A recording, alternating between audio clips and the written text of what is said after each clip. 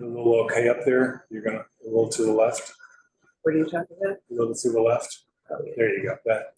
That's going to get in the way of your presentation. Right. So This is Community Board 2 Landmarks meeting, and we're going to wait just a few moments for other committee members to arrive. So where are the attendees? There's 20. So where are they? there they are. You know, you can get rid of the webinar chat for a second. Yeah. And that'll show you the better. It's a committee member. That's what I'm looking for. Valerie Campbell. Yay.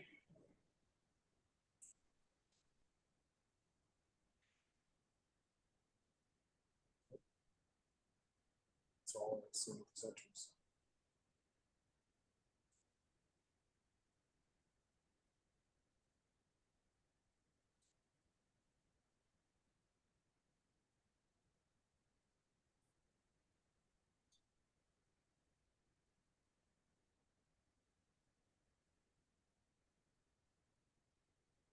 And could we begin to I think we should begin to admit the presenters because there's a slew of them. if we could get the first group in, we'll Yes, it's a rather large group. Okay.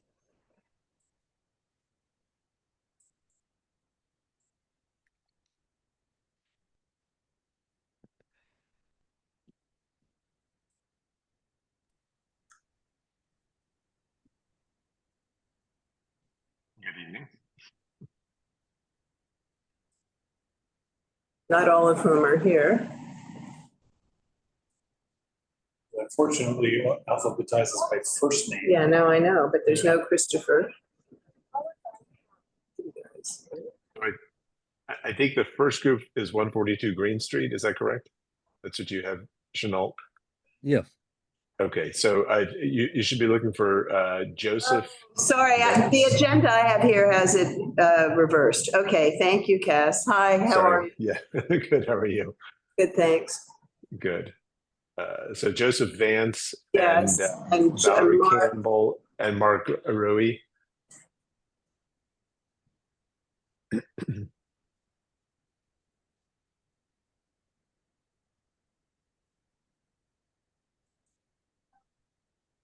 Okay, Cass, I promoted Mark and Joseph. Is there anybody else? No, those are the folks who are going to be speaking. So I think that's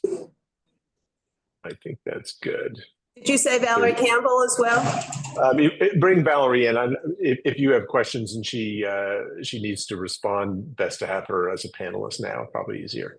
Great, done. Okay, terrific. One more okay up there. Yeah, I see.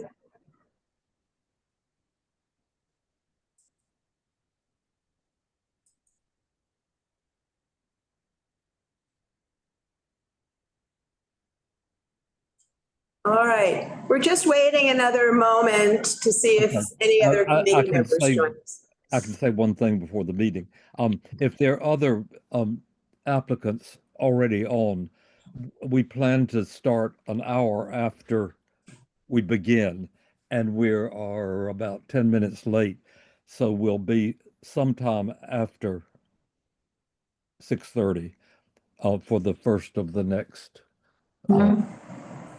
for the Bleecker Street application. And then that will be followed by the 11th Street application. So you have an hour from now until it will be presented. What happens now? Sorry, what's your question? What applications are being This is 10th Street. Here you go. There's an be order because this is yeah. So it's like West 10th Street is the last one. I just know nothing because I've had no correspondence from anyone. So.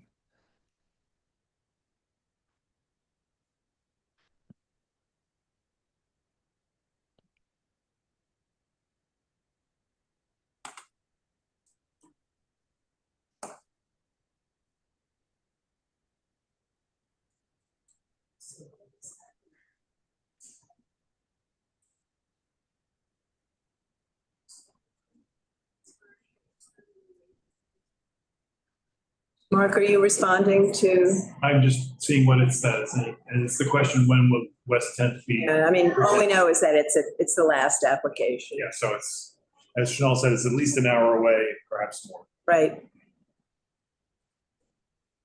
Mr. Nguyen, did you, pardon me for bad pronunciation. Mr. Nguyen, did you catch that? Okay, yes, you're welcome. All right, All right. Susan, I think we should begin, and I agree. will be background and so forth, and as people come along, they'll join. You all are ready in the room? Yes, This is Community Board. Community Board 2 Landmarks Committee, the first of 2 meetings for this month. And tonight we have 4 applications. Please don't be deceived. 2 of them are extensive and a third one is somewhat extensive. So we ask everyone's cooperation in being nimble. I won't go into the details because the first presenters are very experienced. So those, if there are others here who have not been before, you'll see how it works. Just pick up the way they've handled it. Thank you. The first application is for 142 Greene Street to restore the cast iron facade, construct a rooftop addition, reconstruct the rear elevation, and carry out excavation. Great. Thank you, Chanel. Why don't I go ahead and I'll share our presentation and then introduce the team before we get started. Give me just a moment here. Terrific. So thank you all for the opportunity to share this project with you this evening. I'm Cass Stackelberg, Higgins, Quaysbarth and Partners, and I'm joined by some of the members of our project team. We have Mark Rui from Joseph Duran Architecture, Joseph Vance from Joseph Vance Architects, and Valerie Campbell from Kramer Levin. And two other groups on the project, but not joining us this evening, but I think worth noting, just given their experience in this district and on historic buildings. Walter Melvin Architects, they are the restoration architects who are going to be assisting the project team, and Silman Architects overseeing the structural engineering as part of the overall project. Chanel, as you mentioned, the project is an extensive restoration project, and it focuses on the adaptive reuse of 142 Greene Street, a cast iron fronted building in the Soho Historic District, for conversion to residential use.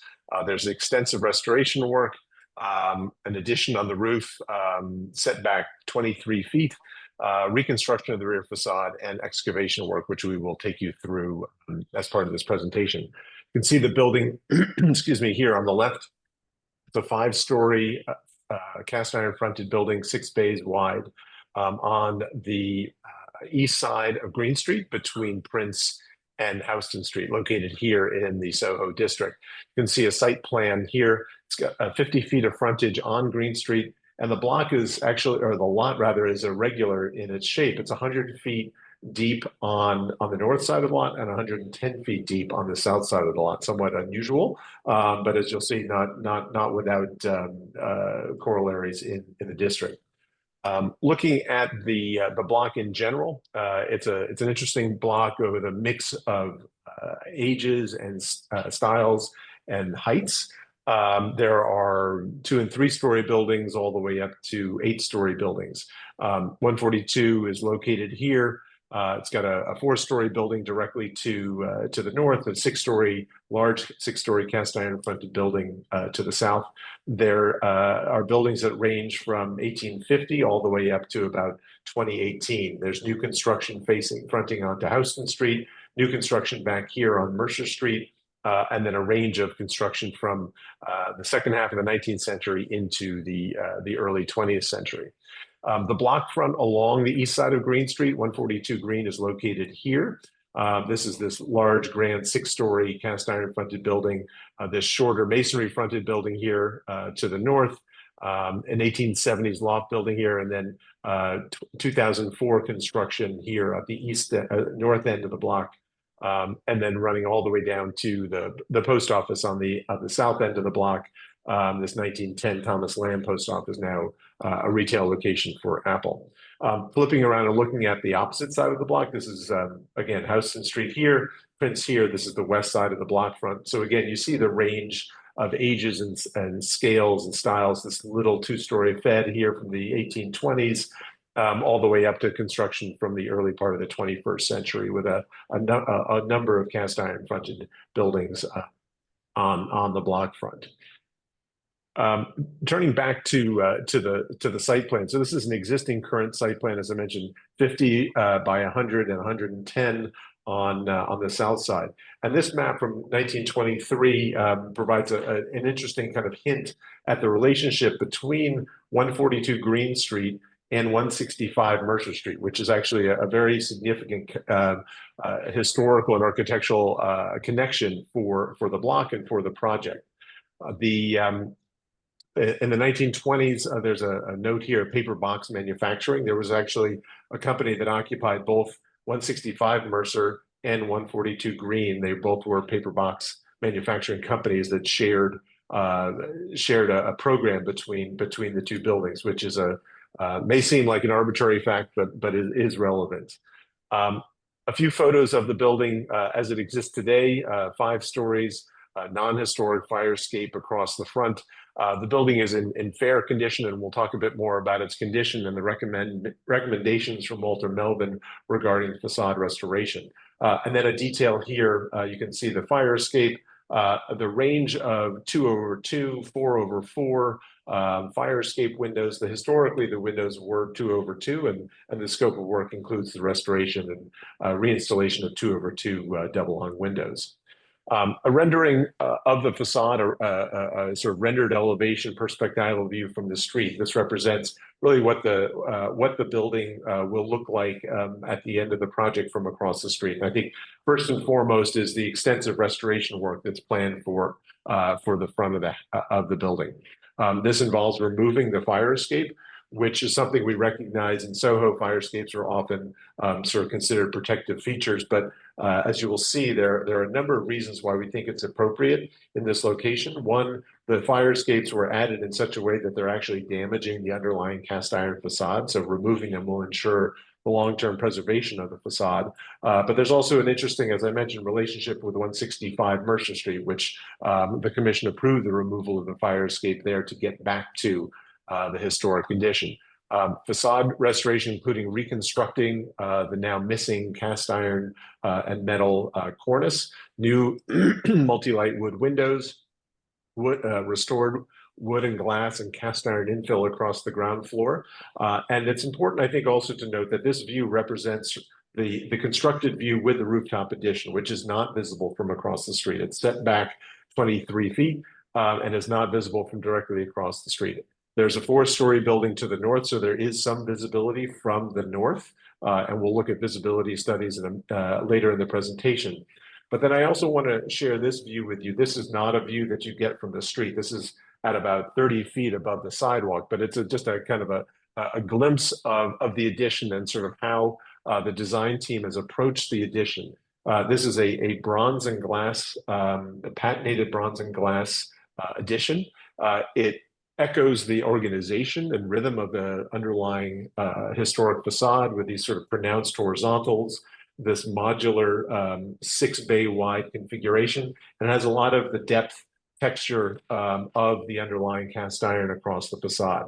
There's an emphasis on transparency and this sort of balance between metal and glass architecture, but done in a contemporary manner, meant to really echo the cast iron facade below. As I mentioned again, this is not a visibility study. This is just sort of an aerial view to give you a sense of the addition and how it's designed.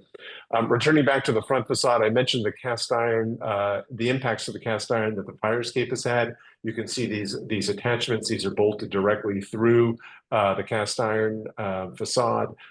The top of the building, this pressed metal cornice is not original. We think it dates to the late 1920s after a significant fire in the building. It's oil canning, it's in poor condition, it's kind of patched together, and the proposal is to remove it and to restore back the cast iron and metal cornice that exists at 165, which is actually the building's sister building. So turning to 165 Mercer Street, this is also a Henry Fernbach designed building. And in fact, it has the exact details, the matching details to 142 Greene Street. They back up to one another.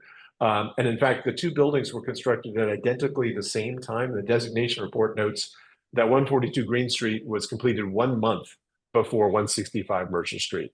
And with cast iron architecture, as the committee I know knows, these are sort of prefabricated structures. And so given the building material, you could have buildings that had exactly the same design and detail because you were basically taking precast sections and designing them together. So Fernbach designed 142 and 165 at the same time. And this is 165 as it appears today, following an extensive facade restoration. The building in 1940 in the tax photo and as it appeared at the time of designation. The commission in 2018 approved a setback one-story addition that you could just sort of see a little of, but they also approved the removal of the fire escape at this building.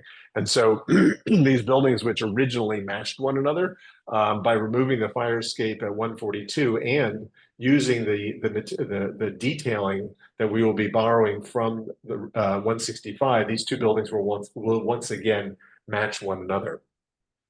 Some side-by-side photographs of 142 Mercer Street, sorry, 142 Greene Street and 165 Mercer Street, and then a detail just to illustrate that these are literally the same building, just on opposite ends of the block, one facing west on Greene Street, one facing east on Mercer Street. And so the detailing, particularly of the cornice, allows us to replicate and recreate that element on the facade of the Greene Street building and restore the building back to its original appearance so that the two once again match one another. I also wanted to note that in the 1920s, there was an article from 1928, there was a fire at 142 Greene Street. And there's actually physical evidence at the top floor of 142 Greene. This is a photograph from the inside where we've taken the sheetrock off the walls, and you can see these charred studs. There's a note in this article from the Times that says the top 3 floors of the building collapsed. So we think the structure on the top 3 floors is all post-1928, but it also likely was the reason why the cornice was removed from 142 Greene Street. So this was at a time when, as I mentioned, the building was used as a paper box manufacturing. And so this physical evidence, again, sort of supports this idea that the cornice was there in the 1920s. There was a fire. It was taken down and that sheet metal cornice was put up. And we're able to because we have the physical material still at 165 Mercer, we can actually replicate that cornice and restore back the front facade. As part of the overall scope of work, we have looked at this extensively, and Walter Melvin is recommending a scope of work for the facade based on the underlying conditions that they've seen now in an in-depth assessment. And there are a few conditions that I want to point out, which led Walter Melvin Architects to sort of recommend an extensive treatment across the front facade. So these are photographs taken again from the backside of the cast iron facade, and I hope you can see these cracks that run through some of the cast iron units. Also, these conditions where there's displacement between the units. Historically, there would be one section stacked on top of the other with a sort of a pin connecting them, and you can see how those pins that the sections have shifted, the piers are shorn, and now they're open joints across the facade. As well, the introduction of the fire escape, which was basically just bolted through the top plate of these horizontal cornices, which allowed for water to get into these skyward facing planes. The fire escape is also pushing down on these intermediate cornices where the fire escape baskets are, which has in turn opened up horizontal seams at the sill. So there's now water infiltration as a result of the presence of the fire escape. And then finally, throughout the facade, there are replacement materials. Some of these horizontal elements have been replaced with fiberglass. And so it's a little hard to see in this photograph, but this is a fiberglass panel. under which is a plywood support. So in looking at this, Walter Melvin and sort of assessing the condition of the facade, their recommendation actually is to dismantle the individual cast iron pieces across the facade, take them off site, restore them off site, and then reassemble them back onto the facade. And this is going to allow for a number of things. First of all, the paint removal, much of it is lead paint. So the paint can be removed in a controlled environment off-site, removing the lead paint.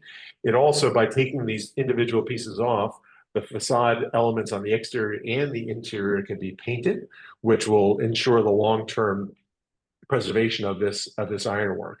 The other issue too is getting at some of these pieces, which are all sort of lapped over each other.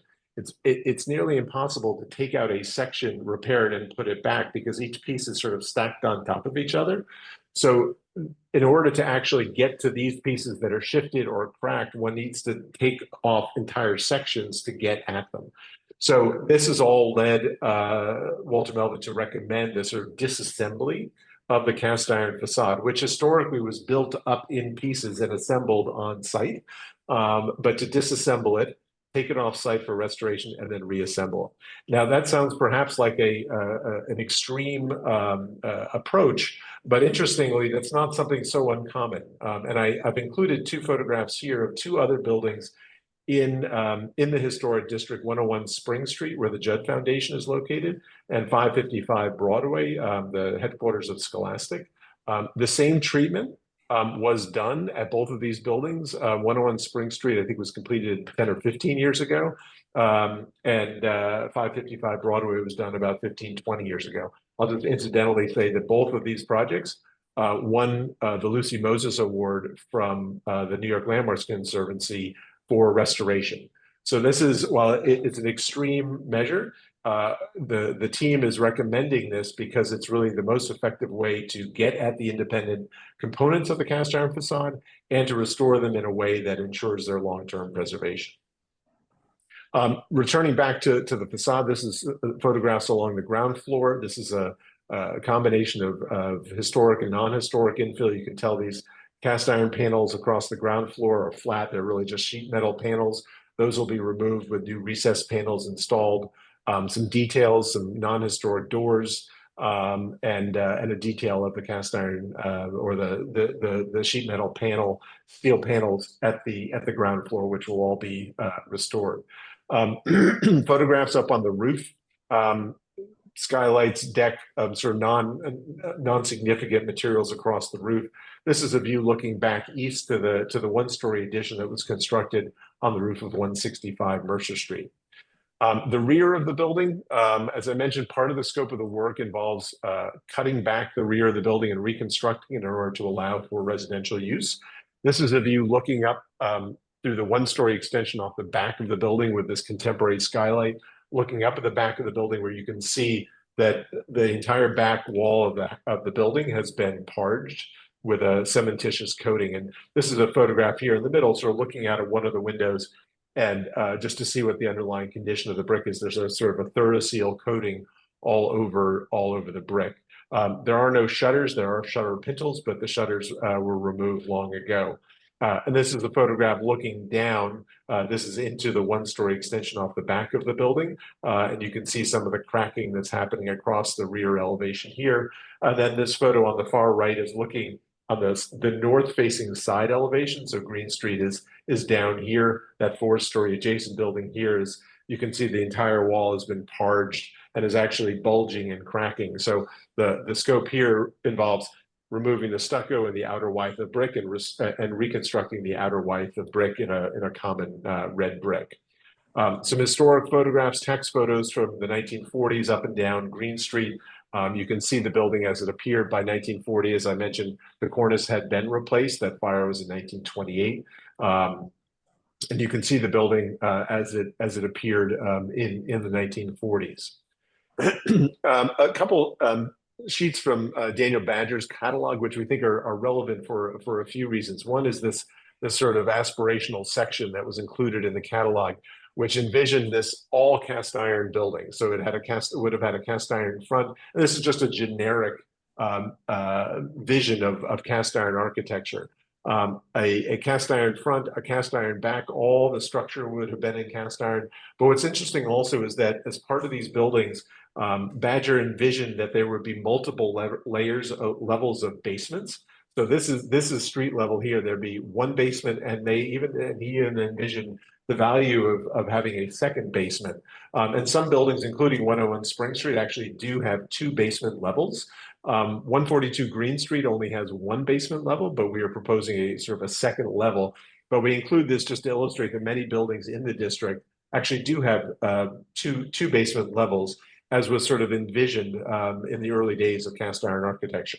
And then this other image here, this is of the Gilsey building, not to be confused with Gilsey House up on Upper Broadway. This is actually a building no longer extant on Broadway and Cortlandt Street. And we use this image just to sort of illustrate this idea of the sort of modularity and the rhythm of cast iron architecture and the sort of repetitive nature, which one sees across the facade of 142 Greene Street, but it's also been a bit of an inspiration for the design of the rooftop.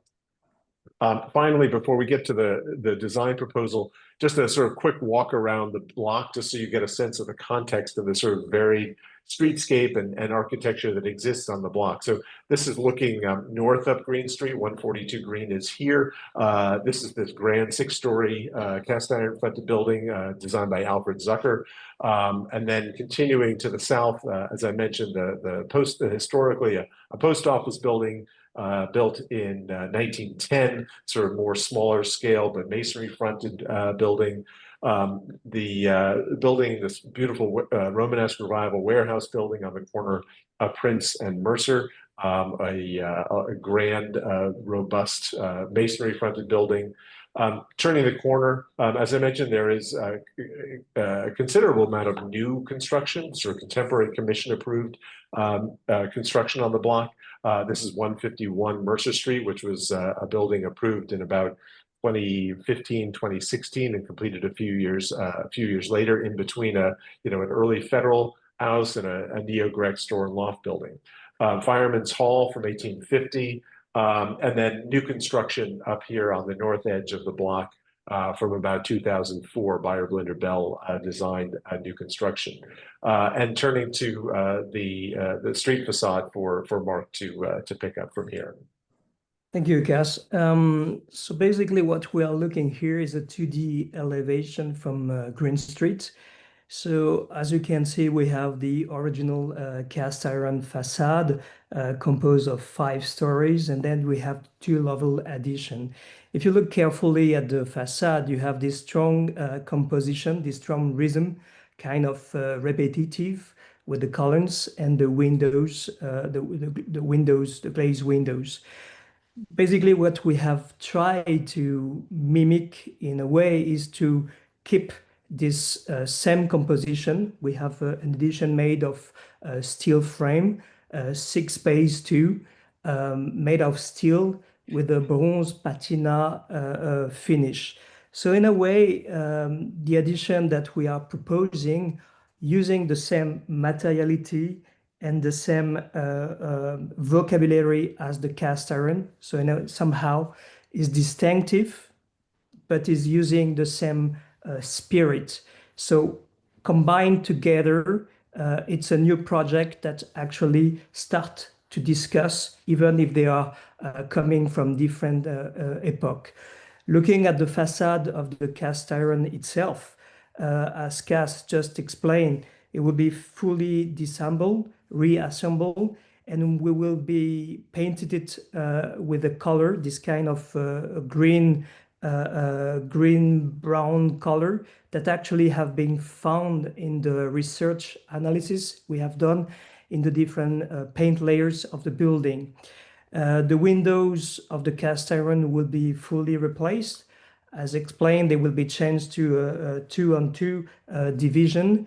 They will be in wood because the cast iron facade has original wood window. They will be dark brown paint, so in a way relates to the general color palette of the building.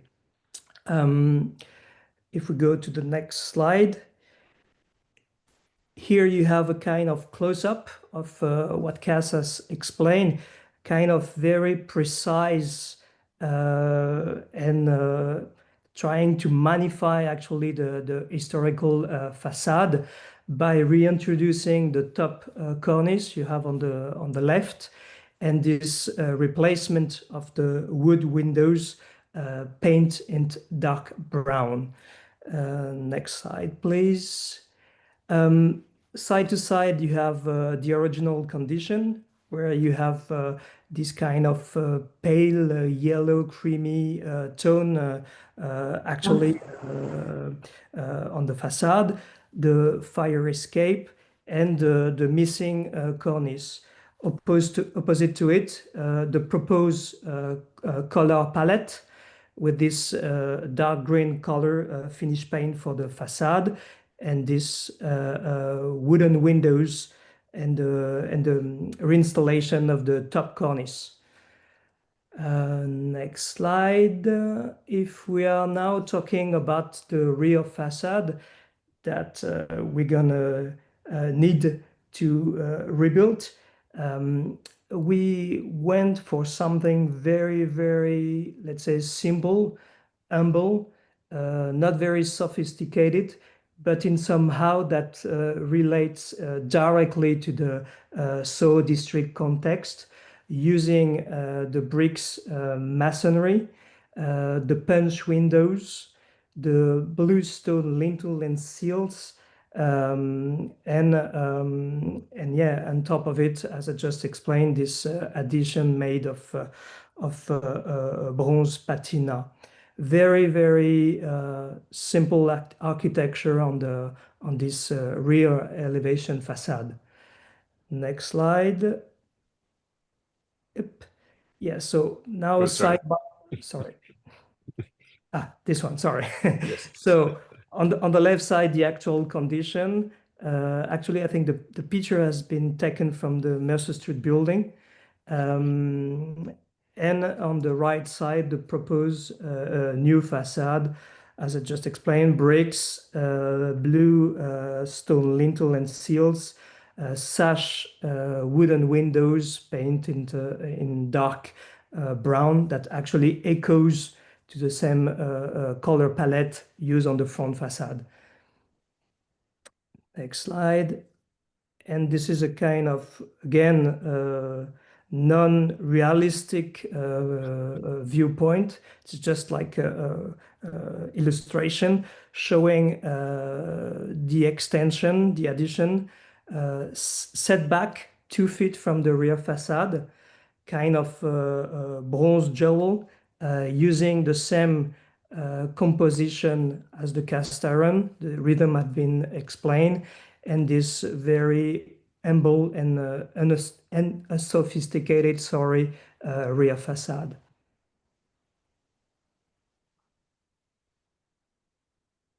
Very good. Joe. Good evening, everyone. So I'll just go through some more technical drawings here. This is the existing facade of the building. Next. The new facade of the building with the addition on top. And again, as explained before, this is an elevation. You won't see this view when you stand across the street. Next. The rear elevation with the addition on top, and again, the two pieces, which we'll look at in a minute, are due to the stepped setback in the lot line that Cass mentioned, and the need to keep these 20 feet minimum from the property line for the new zoning for light and air. Next. Sorry. This elevation is from the south over the adjacent 132, 140 building. On this side, all the panels will be solid. We'll show a detail in a minute, but there are very nice vertical fins of bronze. On the very top, as a mechanical screen, which is required by zoning, up on that level, those fins will have airspace between them to allow the equipment to operate. Next slide. This is the existing section of the building. Next. The proposed section, a lot of information here, but just a few basic things. One, on the left, you'll see existing floor to floors, 21 feet, 15 feet, 14 feet, 13 feet, roughly 17 feet. We're proposing 13 feet floor to floors, so we're not excessive compared to the existing building. Another thing you'll note, you'll see a dashed line that represents the zoning envelope.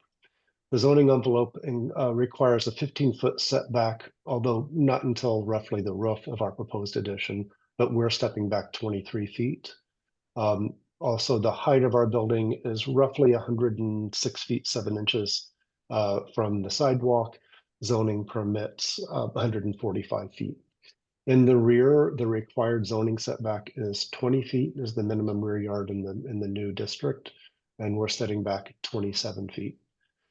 We are proposing a new subcellar. The existing cellar is actually quite deep, so we're able to take advantage of that, and we don't have to go quite as deep. That's a little complicated. We'll show you another slide that better explains it. But we're roughly excavating down 9 foot 6 feet. And then in the back, we're going in some areas down 3 feet. Next slide. Right. This at the top is an enlarged section through the existing roof and an enlarged section through the proposed 6th and 7th floor addition. Next. An enlarged front facade. Important to note here, so the lower portion of that is the new 6th floor. The next level up is the 7th floor, which is only occupies half the footprint. On the left of that image, what you're seeing is open space under a pergola. That's entirely a terrace. And on the upper right is stair, elevator bulkheads, and mechanical equipments behind screening elements. Next. This is the north elevation. Again, the 6th floor has these bronze patina panels, which are ribbed. Above that, you're actually looking at the front to rear terrace on top of that, and then beyond that, the partial 7th floor, and above that, again, mechanical equipment with screening. Next. From the south, very similar. The 6th floor is all solid, these bronze patina panels, and on top, the mechanical screen. Next. And the east elevation, again, in the middle on the right is the open space under the pergola. In this case, we have windows on both the 6th and 7th floor mixed with some bronze panels, which appear gray here. Next. A little bit difficult, I think, to see this. On the left, it's an enlarged plan detail, and on the right, an enlarged elevation detail. But as Mark explained, the purpose of what you're seeing on the left in the modern facade is to try to get some of that shadow depth that the cast iron facade provides. So there's depth to the articulation of the vertical columns. And on the right image, again, the horizontal element is an articulation that creates shadow that mimics the horizontal banding on the cast iron facade. Next. And similar detail on the right of that projecting band, and on the left, it's an enlarged elevation that shows these 1-inch wide vertical slats with 1-inch slots between them. So on the solid panels, that's just those are just grooves, basically. On the top of the building, the gaps between those will let air through, let light through. And this is just diagrammatic plans showing the extent of what's remaining. So on the left-hand side of all the plans is Greene Street. So the front facade remains, taken off site to be restored and put back. On the south, the party wall remains. On the north, the freestanding brick wall for this property remains. And then in the cellar, 1st floor and 2nd floor, portions of the rear wall at the lowest level remain. And then the rest is removed on the rear to provide the 20-foot rear yard. Next. So this is the diagram I was explaining. On the top is the subcellar excavation plan. So the very light color that you see is the 9'6" excavation, which provides us the 8'6" floor to ceiling height roughly. The next level of gray, that excavation is deeper. All of that is required to provide the right structural conditions for the two main elevator pits. So the elevator pits are deep just for the elevator, and around it, it gets excavated deeper for structural purposes, but the finished floor will all be the same. On the right, we have a condition where we're only doing just 1 foot of excavation for the north half of it and 3 foot of excavation for the lower half. And then the underpinning you'll see in the stipple pattern. So the stipple pattern on the top of the screen is underpinning. On the left, we're underpinning at the sidewalk vault, and on the right, we're underpinning our party wall with the neighbor to the south. The next page, this is above is the existing cellar plan, below the proposed cellar plan. Next slide. On the top, existing roof plan. On the bottom, what will become the 6th floor plan at that same level. Next slide. And this is the 7th floor, which I explained is partial. It's just the south half of the footprint. The north half of the footprint is open terrace. And then the lower plan is the rooftop of the 7th floor, which contains, on the 7th floor, you'll see that it's largely a bulkhead. So main stair and main elevator bulkhead. There's a secondary stair and a secondary elevator coming through that space. And then the rooftop is mechanical equipment and the bulkheads. So the footprint, I think, one doesn't always focus on the rear of these buildings, but we included a few images here just to illustrate that this sort of a regular footprint at the back of buildings is not, that we're proposing at 142 Greene Street is not without precedent historically within the district. So we collected just a few sites, Crosby Street, Spring Street, and Worcester, all in the historic district, where buildings historically had this offset. So these are historic maps. And then existing aerial views just showing the instances 3 here of a variety of sort of offsets at rear elevations within the courtyards, the interiors of the blocks. And I'll say that none of this is what we're proposing in the back of the building is visible obviously from Greene Street or even from the back from Mercer Street. We've constructed a rooftop mock-up that encompasses the proposed rooftop construction that's on site. And I think this diagram is useful because, first of all, it shows that really the only visibility is from the northwest.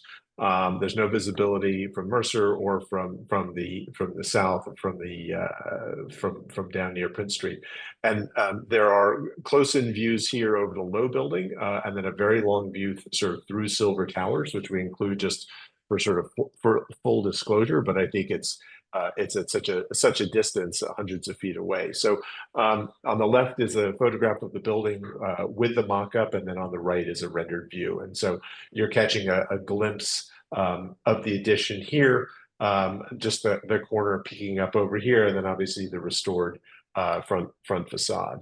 As you move up toward Houston Street, again, you're catching the sort of layered horizontals that are make up the sort of articulation of the addition, and you can see that here with the mock-up on the left. Across Houston Street, so now we're looking southeast from really between Greene and Worcester Street.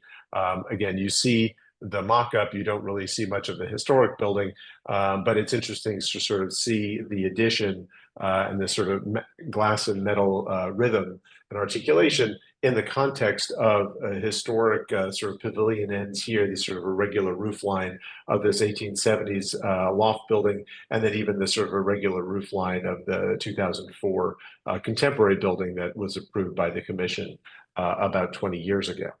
And then finally, from hundreds of feet away, there is some visibility here. We included this, but again, it's a sort of such a great length, and I think it's kind of an incidental view, but we did want to include this.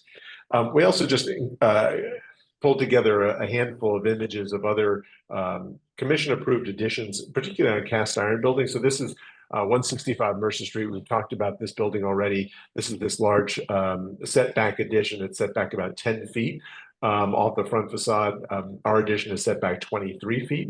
But again, the commission found that this was appropriate in the district for the visibility, but I think also significantly for the removal of the cast iron, the removal of the fire escape as it led to sort of restoring the front facade of that building. And then two other buildings. These are both actually individual landmarks.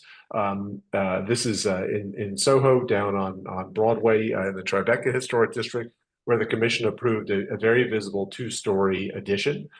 Contemporary expression, very simple, but again, sort of riffing off the sort of rhythm of the bays of the cast iron and glass architecture.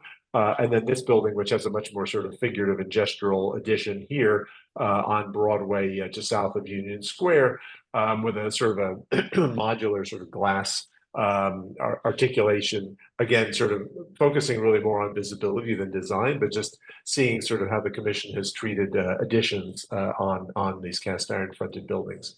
And then just finally, coming back to these two rendered views again, the view from the street following the restoration of the front facade, and this elevated aerial rendering just to give you a sense of the articulation and design of the addition.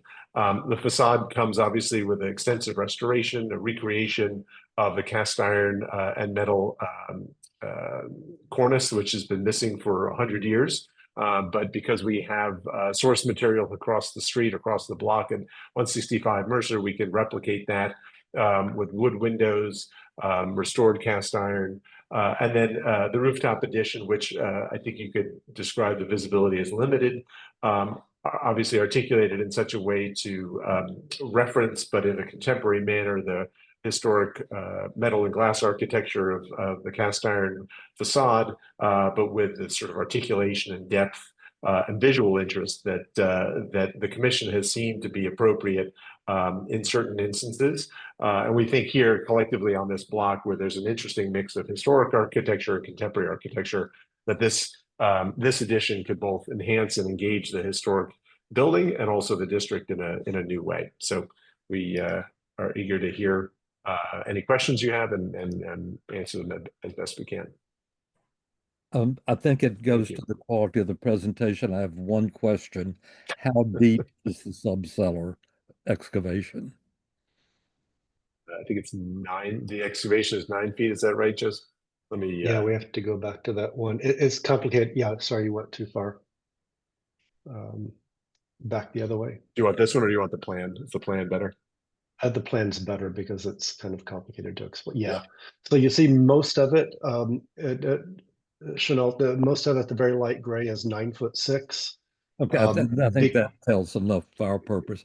And it covers the entire new footprint of the building. No, it actually doesn't go the entire footprint. Not quite. Let me go to the section because I think this may actually be helpful. You can see it sort of. So this is the back of the building. So it's a 3-foot excavation in the back, but the 9'6" is the plan. I understand. Okay. Yep. And so from the front facade to the back of the excavation is how big, how long? I don't know if I can divine that. About. Gosh,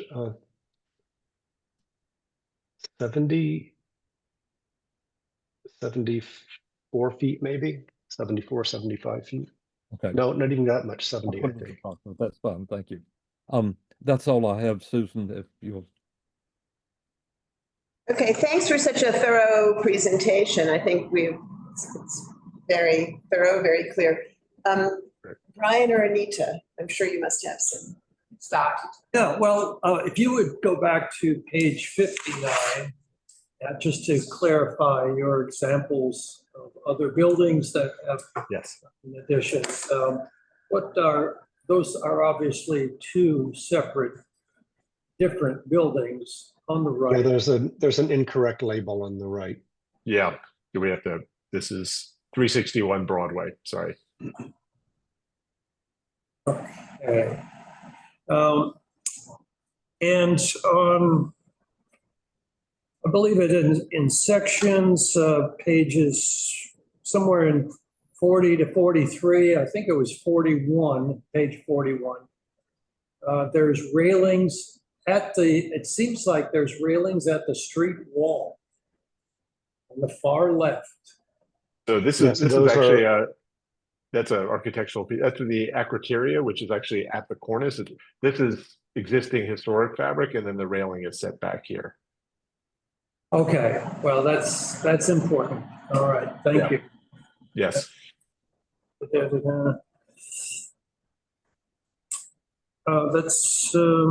That's what I questioned, so go ahead. Well, I know what I've been looking at from my window now, which is this big orange, I see right out on this. But that doesn't matter because I'm up high.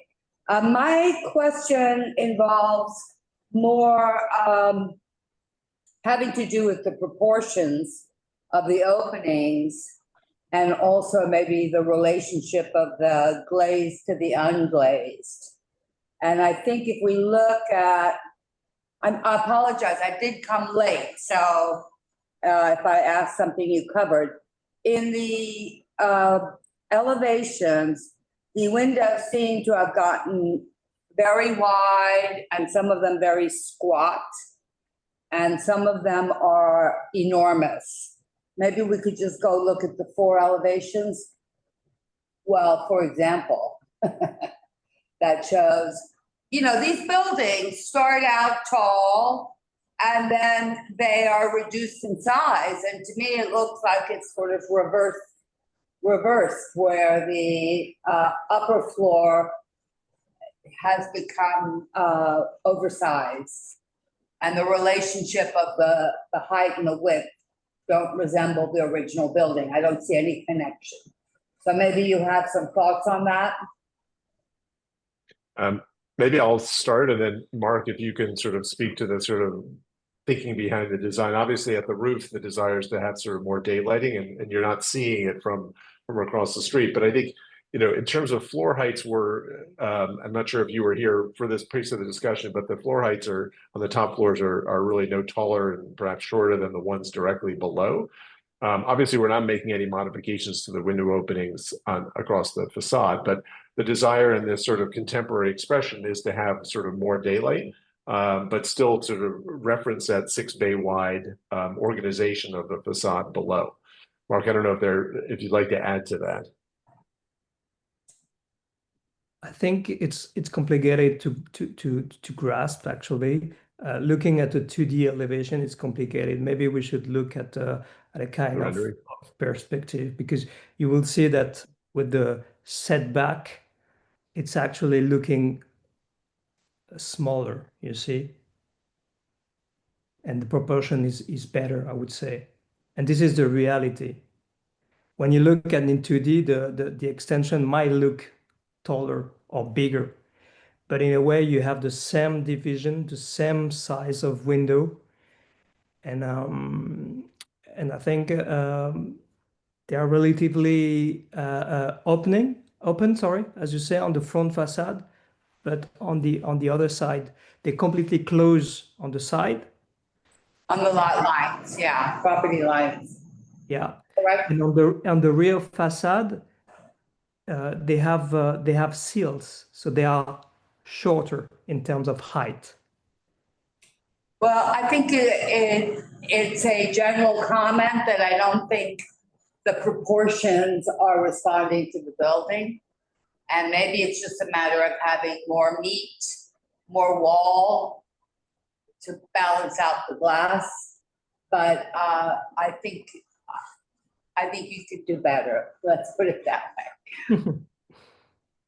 Well, I would like to add to that, in the elevation view again, if you could go to that, where I think you were explaining that the column lines are, you attempt to line up the column lines, and you, I think, attempt to repeat the window rhythm of the original facade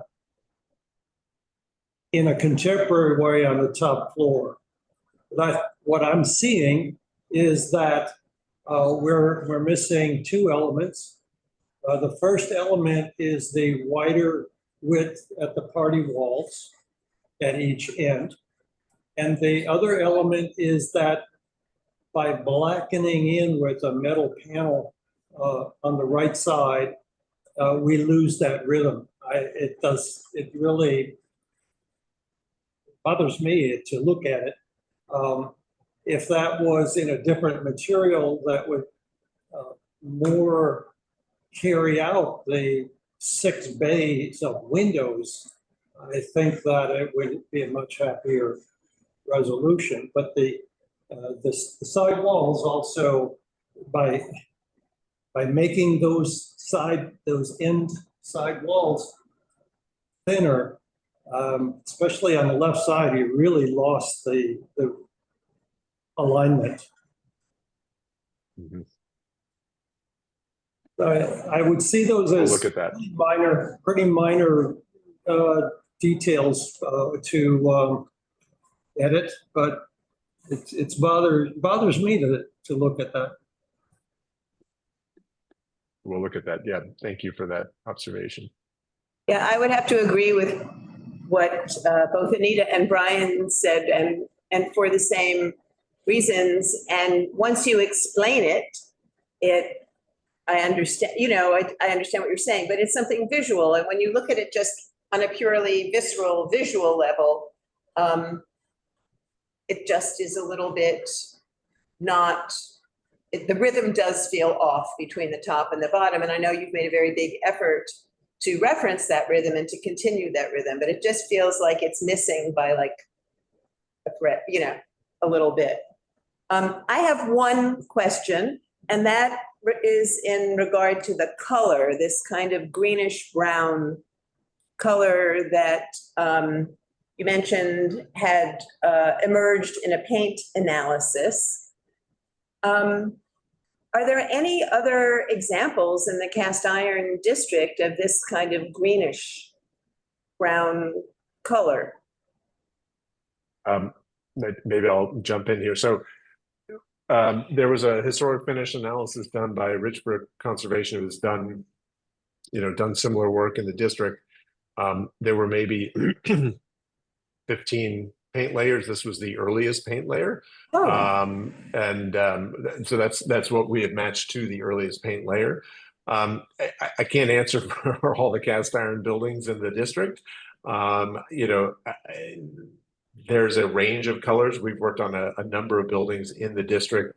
They range from light tones like limestone to darker browns to look like brownstone. There's just there's a pretty wide spectrum of colors. So all I can tell you is we pressed the conservator to give us color matches to the earliest 4 of 15 layers, and there was a range of these tones, some gray tones, some tan tones, but this was the earliest paint layer. So in the sort of concept of getting back to this original historic facade with the restored cornice and the elimination of the fire escape, we thought it was important to go back to the earliest paint layer. So that was the earliest one, then. That's interesting. Okay. Thank you. Of course, I don't expect you to know every single exact color of every single building. So next time, it just, anytime there's kind of a green tone involved, that isn't, it's concerning because we have this kind of digital visual image. It's impossible to understand truly what a color is. this Yeah, way. the paint chip doesn't feel so greenish. And we Yeah. will have, if anybody can attend, we'll have an actual physical mock-up at the hearing with the commission. Oh, great, okay. So what did you use on 165 Mercer, or what did they use? What tone? Can we move on to the It's, public now? I'm not sure. It's a Well, different tone, but I don't know. I'm not sure if they arrived at that at paint analysis or not.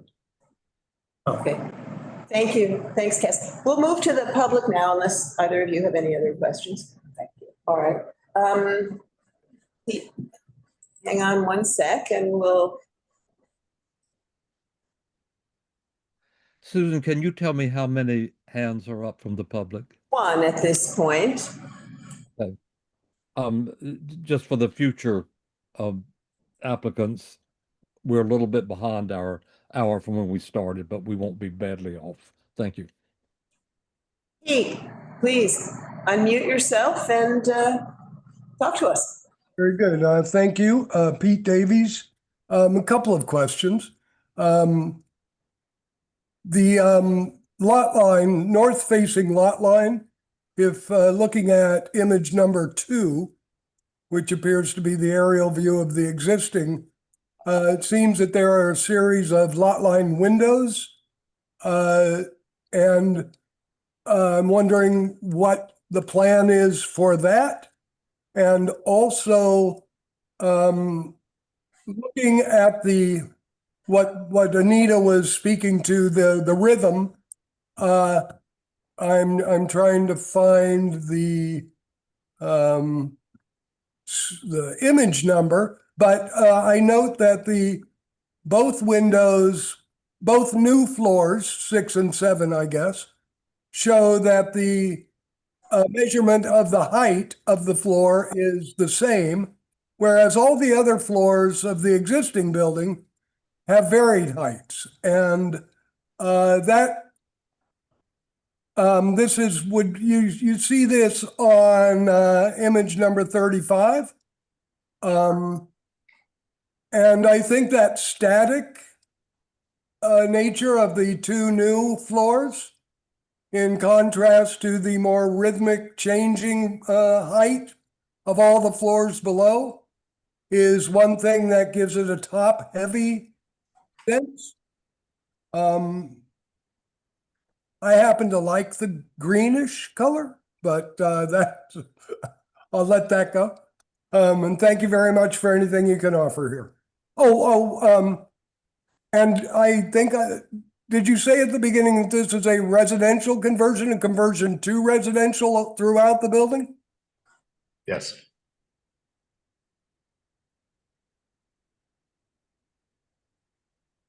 Okay, thanks. Yes. Yeah. Joe, do you want to address the lot line? Maybe, Yes. I don't know if it's best doing here or the elevation. The elevation. And Pete, I'm sorry, could you repeat your question about the lot line? I didn't quite hear that. Just About curious the lot line windows. how, seeing as how the building next to it could build up.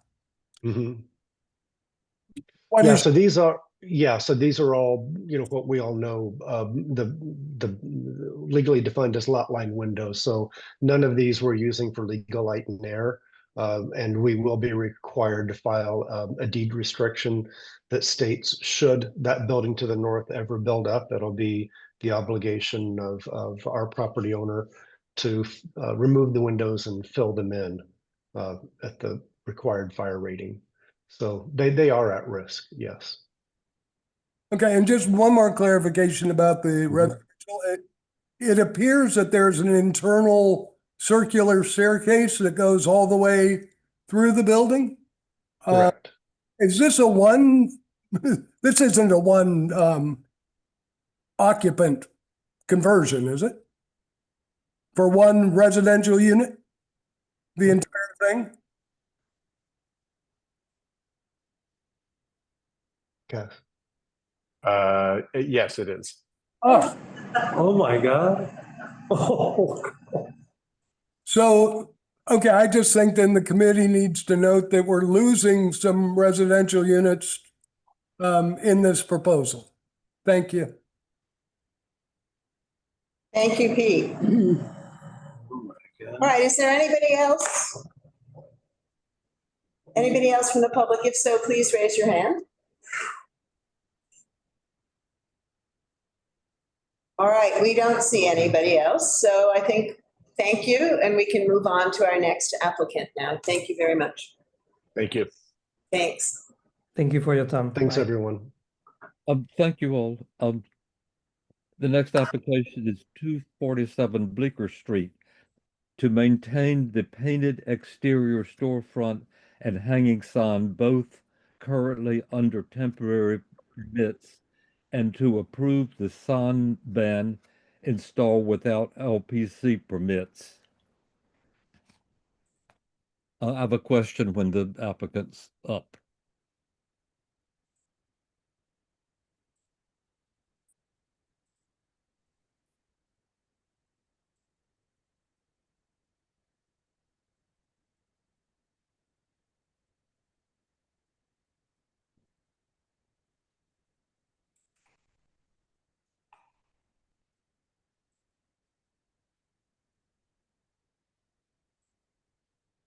What's going on?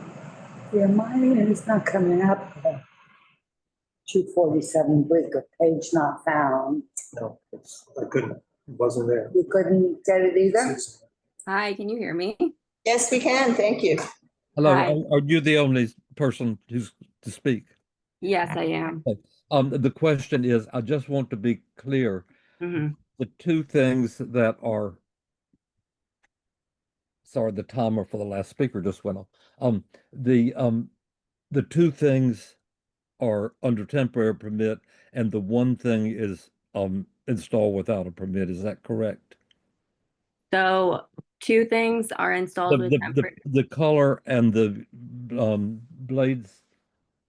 Yes, they both have temporary permit. Okay. And then we're just gonna scratch off the last part that says without, installed without permit, because Okay. I have Okay, you approval can go on from with them. it. I Okay. just wanted to get the statement right. Okay. When you're ready. And share your screen, please. Hold on.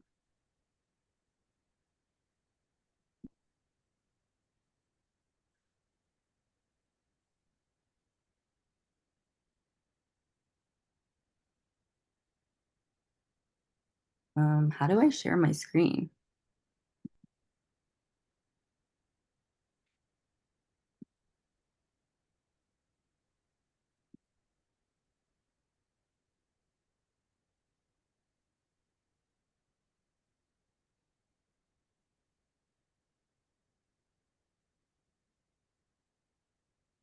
Sorry, I don't know if anyone. Natalie, you're responded. the one to share your screen. We don't Yeah. share. your screen. Yeah, how do I share it?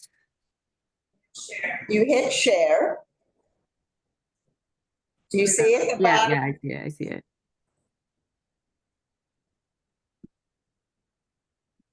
Hold on one second, sorry.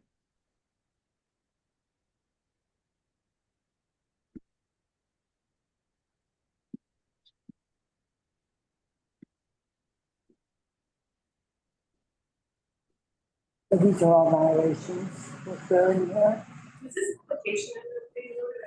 Yeah, Anytime you work it out, we could take the next one and come back to you if you. Chanel, did you get did you see this application in the email or in the calendar? Because I can't find it. None of us have seen it. It wasn't linked to on the page. It was page not found when on the community board website. Oh, it was distributed earlier, but but I just went to the web. It's still not on the website. I will see if I can find it. Okay, wait, it's gonna let me share it now. I'll send a note tomorrow. Okay, this looks promising. Thank you. Good. You're good. Oh, it is All right. Pepto-Bismol. Yeah. Facade. Can you see the screen? Oh, good. Thank you. Is this working for everybody? Yes, it is. Please begin. Thank Okay, you. great. Hi, everyone. I'm a little bit under the weather, so my voice might be a little bit off, but I'm excited to walk through this with you. My name is Natalie Akopian, and I'm the founder of the women's clothing and accessory boutique, Colorful Natalie. I'm speaking to you today not only as the current tenant at the storefront at 247 Bleecker Street, but also as an invested member of this vibrant, evolving community. This is an application to maintain the painted exterior storefront and hanging sign, both currently under temporary permits expiring May 17th until the end of my updated lease term in June of 2030.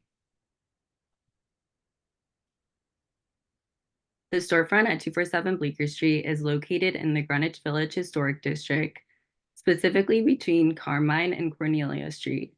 Our location is just a few blocks from the lively Washington Square Park.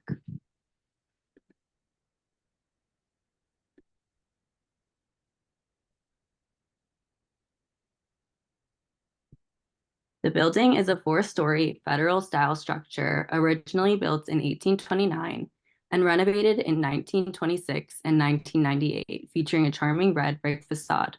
The storefront was replaced and rebuilt to what it is today as part of a 1998 repair. The ground floor is currently home to my storefront, Colorful Natalie. As you can see in the 1939 and 1983 images, the storefront has been completely altered from what it once was. The storefront has evolved many times, keeping present with the changing landscape. While the building at 247 Bleecker itself looks almost identical to what it once was in the 1930s, the storefront has evolved and modernized with the ever-changing environment.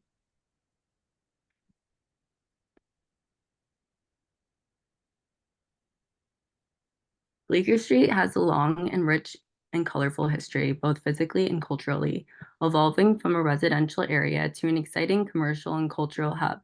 Federal-style row houses were quickly built along the street at the beginning of the 19th century, accommodating the area's vigorously growing population. Some of these houses have survived to this day, although their uses may have changed over the years as the neighborhood has changed. They serve as reminders of the beginnings of Bleecker Street's development. These images are images of Bleecker Street storefronts in the 80s, demonstrating the bright colors used in storefront display. There is a historical precedent on the block for the use of vibrant storefront colors. In the 1980s, the adjacent storefronts to ours was painted a bright red. This suggests that expressive color choices have been part of the visual character of the street for decades and not solely a recent trend. In that context, our pink painted storefront is not a radical departure from the area's historic aesthetic, but rather a continuation of a long-standing pattern of colorful commercial facades that have contributed to the identity of the street over time.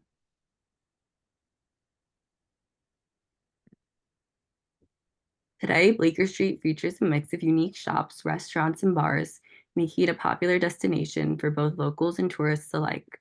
It is one of the most notable shopping streets in Manhattan. The charm of Bleecker Street lies in its eclectic mix of businesses and buildings, each contributing their unique character to the street's iconic status. Pictured here, you will see the businesses directly next door and across the street, some using vibrant colors in their storefront display.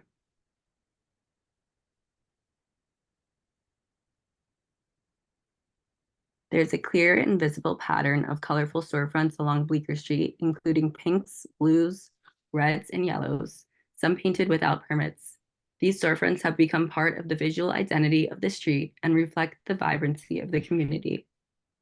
I recognize and respect the LPC's responsibility to preserve the historical character of our neighborhoods. At the same time, I believe it's important to acknowledge how this particular block has evolved over time. Today, there are many storefronts on Bleecker Street painted in vibrant, expressive colors, many of which, to my understanding, were not formally approved. While that may not align with the ideal of procedural compliance, it does reflect the current visual identity of the street. This colorful aesthetic has become part of the lived experience of the neighborhood and contributes significantly to its charm, vibrancy, and community appeal.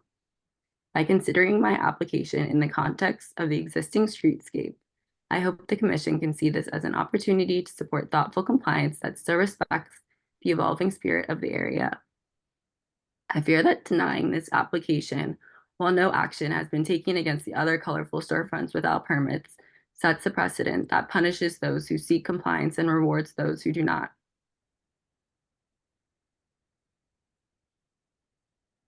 L'Occitane, a previous tenant at 247 Bleecker Street, remained in the space for almost 10 years with a spunky and dramatic orange storefront. This emphasized the character of not only the neighborhood, but of their personal brand as well. Prior to Colorful Natalie taking over the lease in 2024, an unlicensed cannabis dispensary was operating out of 247 Bleecker Street. This smoke shop was poorly maintained and contributed negatively to the character of the block. Since the change in tenancy, the space has been significantly improved, cleaned, renovated, and activated as a legitimate storefront that attracts foot traffic and enhances the vitality of the area. The pink paint was selected as part of this broader effort to revitalize the property and contribute positively to the evolving streetscape by attracting young women like myself. Historically, storefront colors reflected the cultural norms of their time. The use of pink today speaks to how far we've come in terms of representation and inclusivity. While it's true that a pink storefront would have been unlikely in the 1920s, that reflects the broader lack of visibility and influence afforded to women in public and commercial spaces at that time. In selecting pink, we're not just making an aesthetic choice, we're embracing the evolving identity of the neighborhood and creating a space that feels warm, welcoming, and inclusive. It aligns with the energy of the street today, resonates with a younger generation, and contributes positively to the vibrancy of the block. In February, a business located at 184 7th Ave South, Lil Sweet Treat, located within the Greenwich Village Historic District, successfully received retroactive approval from the LPC for a painted facade that had originally been done without a permit.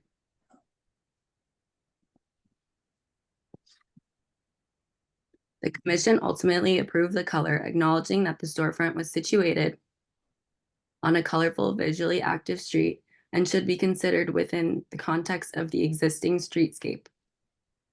I would argue that the same reasoning applies to 247 Bleecker Street. This is also a vibrant, bustling corridor where multiple storefronts feature expressive colors. As was stated in the 184 7th Ave South case, the commission recognized that even in a landmark district, context matters, and that the visual language of the street today should be a part of the evaluation. Manhattan's unique charm lies in its blend of the old and new, where modernity coexists with tradition. Once the heart of New York City's neighborhood retail scene, mom and pop shops are increasingly becoming rare. As these cherished businesses vanish, so too does the distinctive character of our neighborhoods. These establishments that have been around since the early 1900s have all utilized captivating storefront exteriors to contribute to the city's vibrant energy. With the pink storefront at 247 Bleecker, I aim to revive that classic New York flair, adding a touch of nostalgia and individuality to the modern landscape. Excuse me, could you move on, please, just as the substance of it? We understand the background and the neighborhood very well. Mm-hmm. You just see the specific things that you're asking. Yeah. Upon initially signing the lease at 247 Bleecker, I had only signed for 1 year. I'm a small business owner and I don't have the same funding as a larger, well-established store, so I couldn't comfortably sign a long-term lease. So once I signed this lease, I saw a color scheme that would reflect this joyful, creative, welcoming nature of both my business and the neighborhood. The pink facade was chosen intentionally. This wasn't supposed to be a permanent alteration to the structure, but a reversible, non-invasive design choice that would bring a fresh energy to this historic block without detracting from the architectural character. I was actively in communication with LPC to make sure he received the necessary permits prior to painting the storefront. We currently have a valid permit until May 17th for the color of the store and the hanging sign, and this is under a temporary installation. All of the design choices that were made are fully reversible and won't harm the building's facade. The storefront was painted using exterior acrylic paint.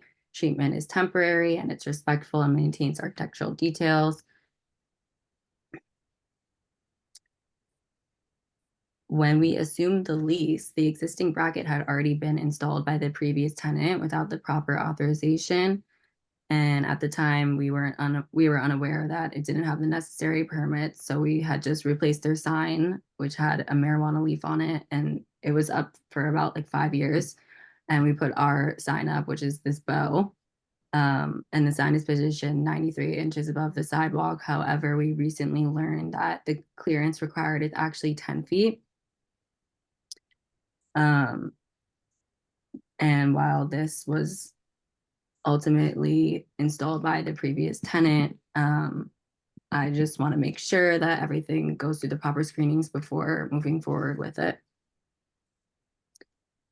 So to sum it all up, as my business has been successful in this space, I've agreed to re-sign a lease for 5 years, and I hope to get your approval to keep the facade paint color and the wooden hanging sign until the end of my updated lease term in June of 2030. At the end of that term, I agree to paint the storefront back to the color it was before and remove the hanging sign. Thank you. Okay, thank you. Chanel, do you have anything? No, I'd rather everyone else go ahead first.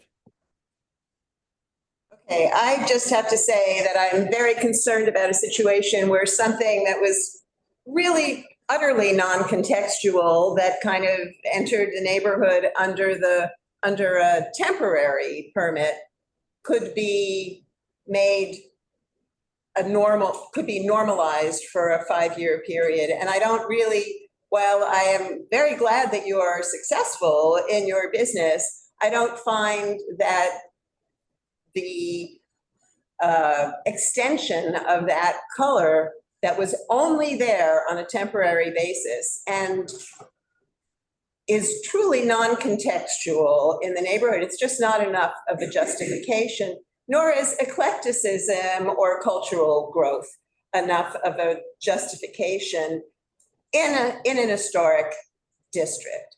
I think, it's a little bit moving the goalposts as you go to come in under a temporary permit and then, go for it for 5 years.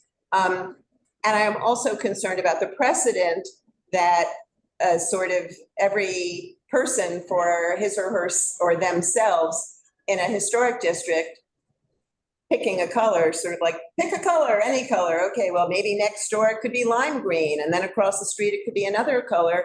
And I think that taken as a whole, as an aggregate, that is really not consistent with the ethos, the overall ethos of, and the purpose and intention of a historic district. I would also have to say that I think people who have been long-term stakeholders in the business owners who are long-term stakeholders in historic districts and who have been held by the commission to a much stricter standard shouldn't be penalized for what might be a different choice than they might have picked. I don't think it's fair to penalize others who have adhered to a different set of standards. So I'm just telling you what my personal opinion on this is. And I'm hoping that you understand that a historic district is a living, breathing thing, that our intention is not fossilization of a neighborhood, that this extension of the Greenwich Village Historic District happened in 2010. So we're not referencing we're not saying that if this street doesn't look like a Hollywood set, that it's not appropriate within a historic district. There is breadth and room for change and growth and indeed color in an historic district. But I think, this is a bit excessive. Ryan or Anita, do you have anything? Could I add a bit to what Susan said about Go ahead, Chanel. about the temporary idea is we see it as for a specific purpose, an opening or a sale or a special promotion or something of that nature. And the idea that this painting was ever done under a temporary permit is it's reversible, but it's not the same as garlands of flowers and balloons. And so that's a bit of a mystery. Nevertheless, that was, and there's the right to live it out. But the idea that this can endure means that in this particular building, it can endure forever. It's a question also of, it's in a sense a logo for the business, whatever kind of business it is. And the branding of the store. And we have this very often of a national brand or an international brand coming in and wanting to do certain things for their branding, and we just don't permit it because it doesn't fit into the context of the community and the district. And in this case, the particular block, if one looks at all the buildings along in the block, it really is just a jumping eyesore. We'll address the signs separately. Could we have all the comments on the maintaining the paint, and then we'll do the blade sign and the band sign? So, Anita, do you have something to say? We're talking about the color, basically. And I don't know, I guess I'm a little bit, maybe it doesn't matter, but I'm confused about whether it got a violation or. Susan, address the microphone a little more, please. What? We're just hard to hear you. Oh, I apologize. Anita. Okay, so I'm confused as to whether this. No, we're going to talk about the front, and then we're going to talk about the signs. Yes, Anita's talking about the color. She's saying she's confused. Anita, I think it was under a temporary. LPC gave. What is a temporary? I never heard of a temporary approval. Yeah, there is such a thing as a temporary approval on this, and the applicant would like to extend it now. It was a pop-up store, I think. Originally, it's been quite successful, so she would like to continue. Well, first of all, it's great. Small business, woman-owned business. Obviously, we're very proud of you and we want to help you, but our main job is to protect the character of the neighborhood. That's what the historic district, that's what our mandate is. So this is very hard to support because it's, it's a color that is not, it's perfect for Miami. We're not in Miami. We don't have that color. Even the examples you showed were very soft reds and blues and no electric orange or Pepto-Bismol pink.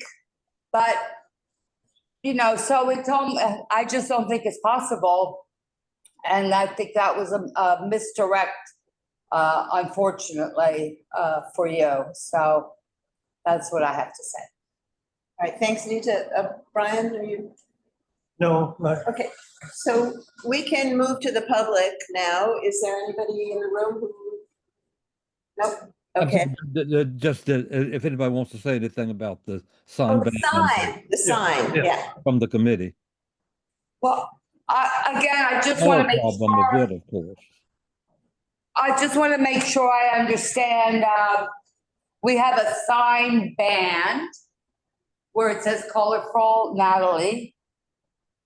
And we have a hanging blade sign, if you will. So are we also reviewing the band sign? Yes, we're reviewing the two signs. Oh, yes, the sign band. Was there not always a sign there, or is it just I just want to make sure we're reviewing what we're needed to. Yes, we're reviewing two signs and the paint color. Okay. All right, well, again, the sign band is a sign band and that's what it's for. I have no problem with it. I'm not sure about the location of this hanging blade sign, but I like blade signs. I think they're the right scale for the street. So, I don't have a problem. We'll put in about it if we approve it, that it conforms to the regulations, which are extensive. Yeah, I just think it's an odd the where it's hanging, sort of up behind But I don't really have a problem with it. I think that's fine. Yeah, I'm surprised to hear that that supposedly the code says it has to be higher. It does not seem to be too low to me. It's well above the door height. But I don't have it right in front of me. So as Chenault says, we'll simply put in some language that said it will have to conform to whatever the law is.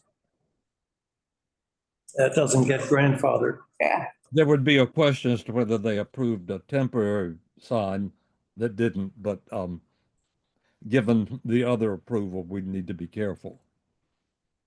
Yeah, I think sign's fine. It's not overkill. It's not over, that's fine. Okay, Susan. Is there anybody from the public who's online who would like to speak? Please raise your hand if you have something to say.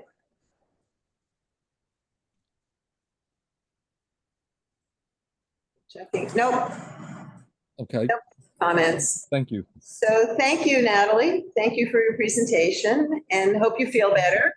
And we can move on now to the next presentation. The next application is 36 West 11th Street to restore the front facade, replace the rear extension, and add a rooftop structure.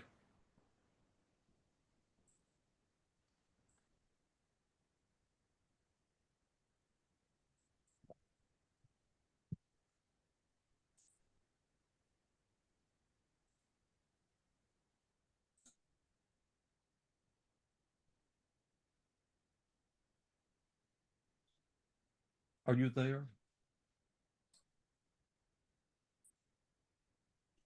Good evening. I am here. My name is Theodore Bodner, and Jason Allen, who is the architect, is also joined.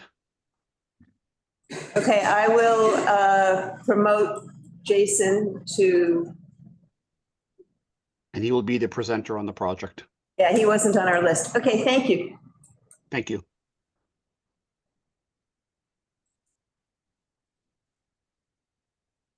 All right, Jason's a panelist now. I'm just going to share my screen.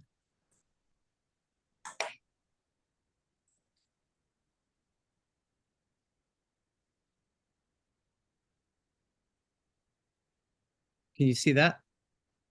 Yes, thank you. Great. Good evening, Community Board 2. I'm Jason Allen with Workshop Design and Architecture on behalf of 36 West 11th Street. This application is for the reduction of an existing rear yard extension, the redistribution of the floor area for a new code compliant rear yard, and a rooftop addition and related front facade restoration. The site is located 4 blocks north of Washington Square Park between 5th and 6th Avenues in the Greenwich Village Historic District. This particular townhome is an end home in a row of 5 built in 1840 by James Harriet in the Greek Revival style. Both the Sanborn map and the Bromley Atlas records indicate the full height extension at the rear of the original townhome. The historic photo and the current photo indicate no significant alterations to the front facade over time. Our approach to the scope of work at the front facade is restorative, utilizing much of the existing elements. An aerial view of the block for the surrounding context from the northeast. Our group of 5 is highlighted mid-block. We're bound by larger multifamily, religious and institutional buildings in the surrounding context. This illustrates there are very few shallow row homes left on the block. The interior of the block is developed organically over time through a series of alterations and interventions to the existing townhomes, either deliberately, such as the multi-story curtain wall at 35 West 10th, or historically at 18 West 11th, the site of the Weather Underground explosion and subsequent alterations. Even our group of 5 original buildings has evolved over time, with 42 West 11th undergoing significant alterations as part of Paul Rudolph's vision. The opposite orientation, you can see the outline of our existing extension projecting into the central green space, as well as other significant intrusions throughout the block.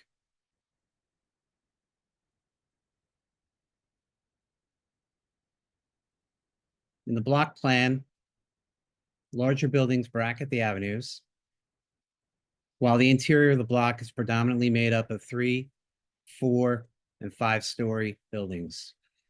Our site in red and the original group of 5 outlined in blue. With the exception of one building, all have undergone some rear or rooftop alterations. So the continuity of the original row is largely gone. 3 goals we hope to accomplish with our proposal are to reconfigure the existing bulk, to reduce the intrusion into the central green space, and to utilize the remaining square footage to construct the penthouse. This will restore light and air, as well as some view corridors through the central green space, and provide us with a code-compliant 30-foot rear yard and windows.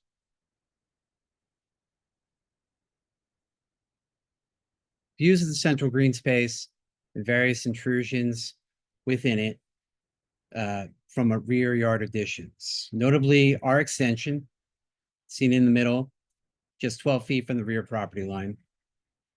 On the left, you can see the back building of our neighbor to the west, and the extensions as part of the group of 5.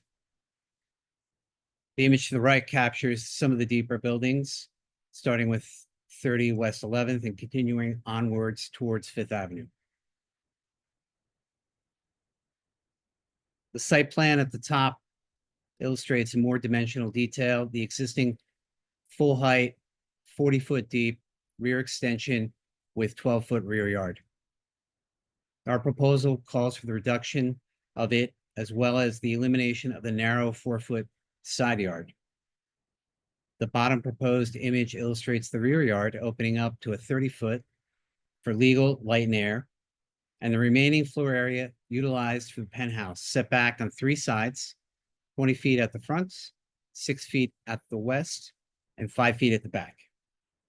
We introduced an overhang similar to the penthouses at 42 and 52 West 11th to eliminate sight lines of the mechanical pen from the roof itself and for passive solar shading. The front of the roof terrace has a 5-foot green roof planted to soften the impact of the railing that is visible from the east side. A similar strategy is employed at 52 West 11th with the planting. Views of from the existing rear yard, view of the original full height extension with the existing 12-foot rear yard and the neighboring back building to the left of the image.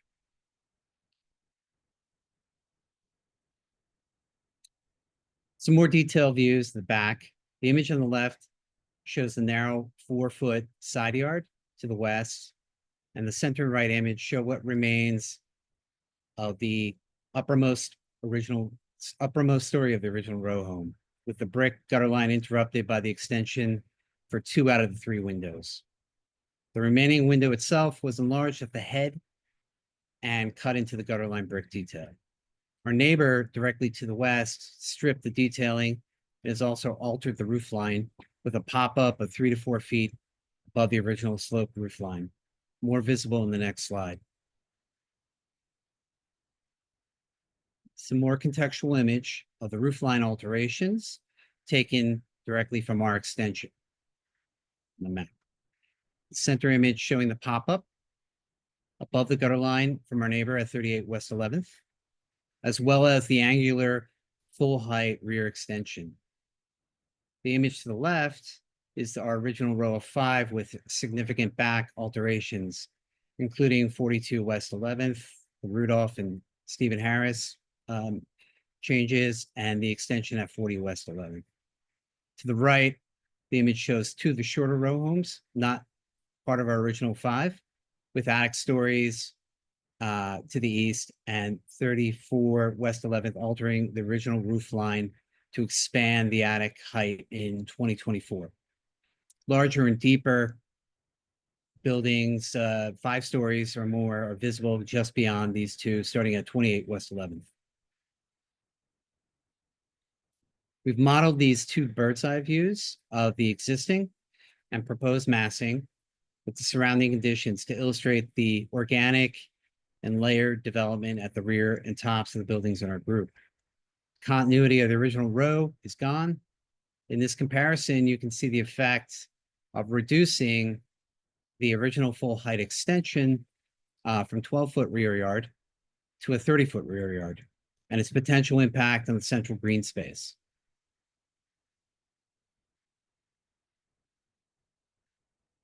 This sectional illustration depicts the proposed building envelope and the mechanical pen overlaid onto the existing.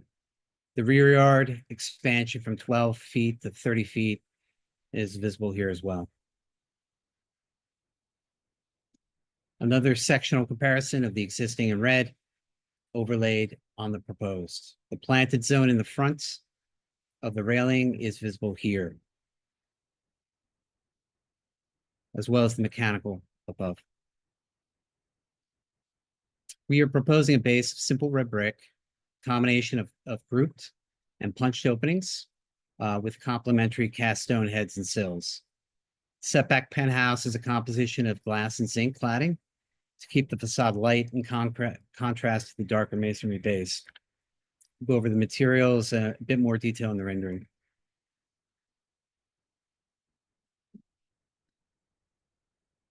The existing and proposed street facades, illustrating the That penthouse. more of the windows in the rear facade later. Absolutely. Okay. The existing and proposed facades at the street, illustrating the penthouse addition setback 20 feet from the street, clad in zinc over the restored masonry base. The material of the railing was modified at the front and the east per the recommendations of LPC. And we went from glass to metal picket, material that's more common within the district. In front of the railing is a 5-foot planting zone to soften the railing and to push it back further from the face of the building. Similar strategy is utilized at 52 West 11th.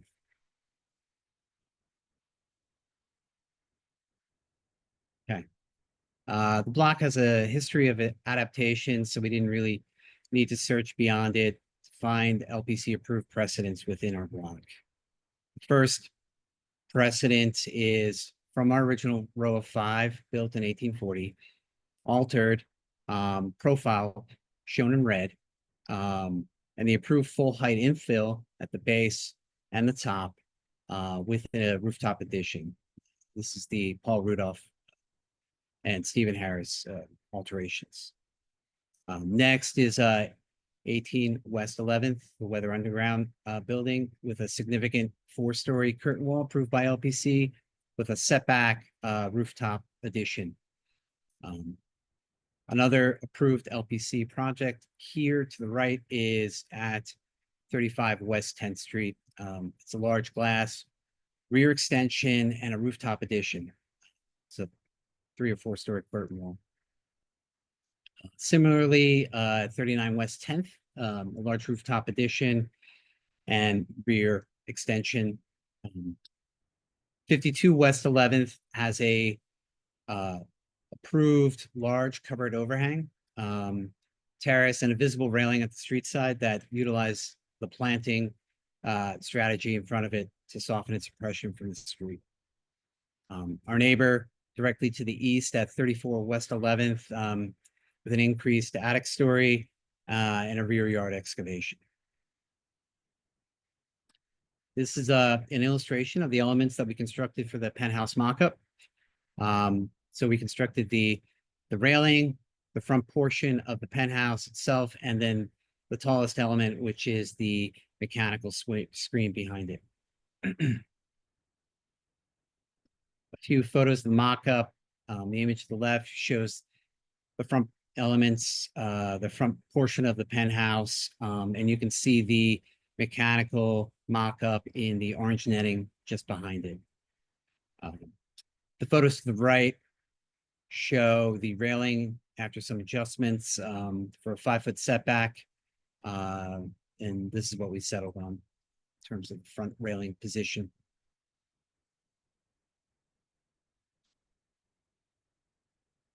Next.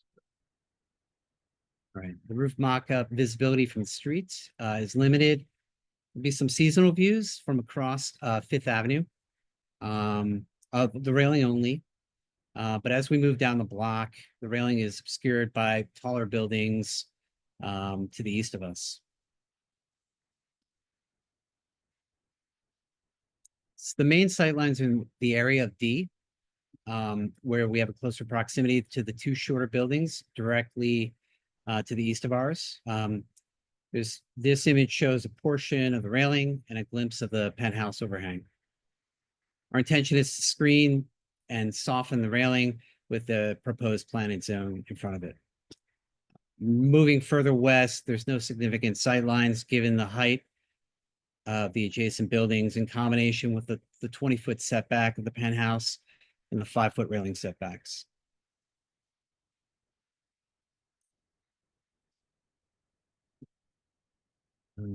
This is lastly the rendering the proposed rear facade in context with the adjacent buildings. A base simple red brick in combination with grouped and punched openings and complementary cast stone heads and sills. We found the red brick masonry to be more familiar and sympathetic choice with the surrounding building palette. Up top, we have a zinc-clad penthouse to keep the facade light in contrast to the darker masonry base. The zinc was chosen as a penthouse for its softness and low reflectance, making a more subtle choice. In this combination, in combination with setbacks of 5, 6, and 20 feet around the penthouse helps soften its presence and create some breathing space for the addition. The new full 30-foot rear yard seen here will welcome some light and air and open up some previously obstructed view corridors within the central green space. Preserving the central green space has always been a goal for LPC. We believe this proposal will help restore a portion of it. I hope this presentation has captured our intent in detail, and I'll do my best to answer any questions you might have at this time. Thank you, Jason. Chenault, do you have anything? Yes, I want to sort out the back. That's a glass railing along the back side of the building. That's correct. It's glass on the back elevation and on the side. And then when we got to the front, in conversation with LPC, it was determined that the best way to address that was about the front, yeah. The facade and the back are glass. Yes, that's correct. And the upper windows, I assume that they seem to conform to the standard historic openings of 3 punched windows. Are they solid glass? They are. They're a tilt turn glass, but we'll have masonry heads and sills, and we just wanted to replicate the rhythm of a standard row home with three. Normally, we prefer more historically informed windows on the upper level, so we'll talk about that. And downstairs, are those on the parlor level? I'm not quite clear what they are. Are they operable or? Yeah, at the ground level, we have operable windows. Right. And at the second floor, the parlor level, there is French doors and a small glass railing in front of it. Oh, that center is is like a Juliet balcony with no door. Correct. Yes, correct. Yeah, there's 2 fixed side lights and a French door in the middle with a Juliet balcony. Okay. Fine, Susan, if you carry on with. Okay, thanks. Anita. Well, since we're on the rear facade, there's something that strikes me as odd, which is that you have what I would consider a pretty massive, is that a metal divider between the basement and the parlor? And then you have this tiny paper thin lintel above, which is actually a piece of steel. So it's not stone. No, sorry to interrupt. It's a cast stone lintel. So it'll be 3 brick courses high, so 8 inches. Do you understand what I'm getting at? You're It's talking about very flimsy, the expression of the lintel above this opening, especially in comparison to I would just suggest you have a much more substantial lintel, maybe make it modern out of steel or something that responds to your actual design here. So I don't like magic architecture. I like it so that you can see what's carrying what. I got you. Yeah, you like. And the other comment I have is, not sure, but it's like, the second project today where we have this really substantial horizontal overhang. And it strikes me as something that belongs in a more southern climate. I'm trying to think of additions that have this big overhang with a dark shadow line. I mean, it's really quite a strong design feature. And these houses are such simple, really kind of not too complicated historically, and it seems like it doesn't belong. And it may just be the detailing of it or getting rid of that overhang or somehow making it look like it was a little closer to being born on this building as opposed to being, added. I agree. Historically, you may not find that in the context. We use the context of the block. Both 52, you can see in the center image, has a massive overhang, much deeper than ours. Ours is 2.5 feet. And it's almost an outdoor room.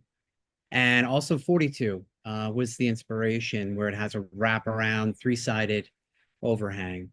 The block is developed organically. I would say this block in particular has gone through many iterations and layers over the decades, and we're embracing that and just looking for inspiration within the block to develop this proposal. Well, I always say go for the building. If you're going to imitate a building, pick the one you like the best, not just because it's there. But that's I hear you. I can understand your response. Thank you. Brian. I would just like to congratulate Mr. Allen for a very well-designed reorganization of the floor area, opening up the backyard. It's a wonderful improvement. And of course, restoring the front facade in all of its little details is also to be commended always.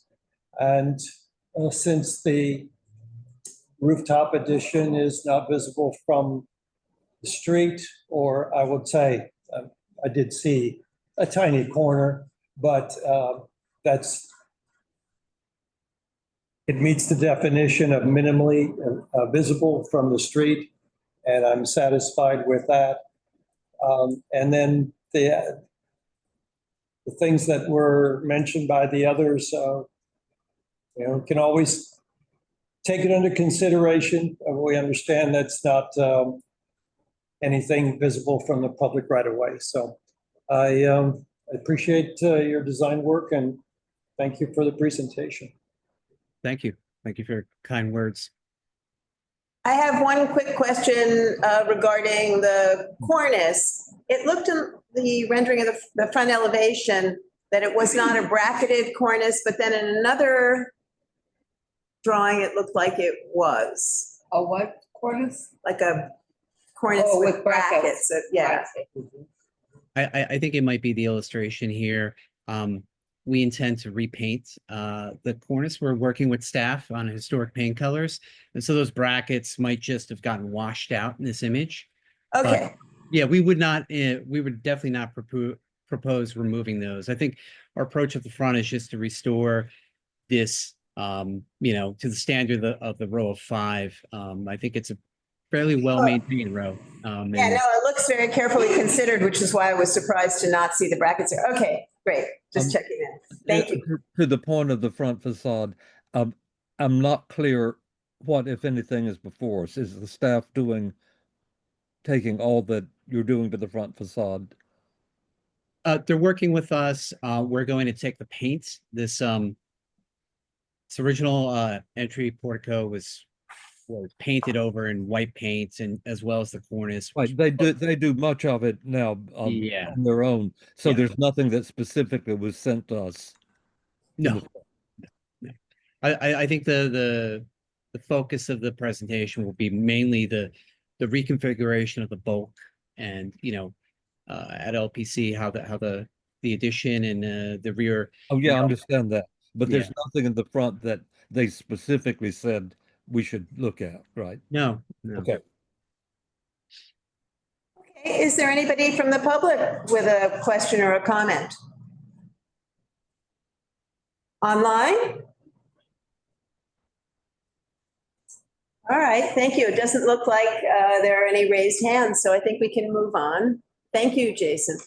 Thank you for your time. Appreciate Thank it. you. Thank you very much. The next application is 160 West 10th Street to convert the existing garage building to residential use, including ground floor infill, construction of rooftop addition, reconstruction of the rear elevation, and extensive facade restoration.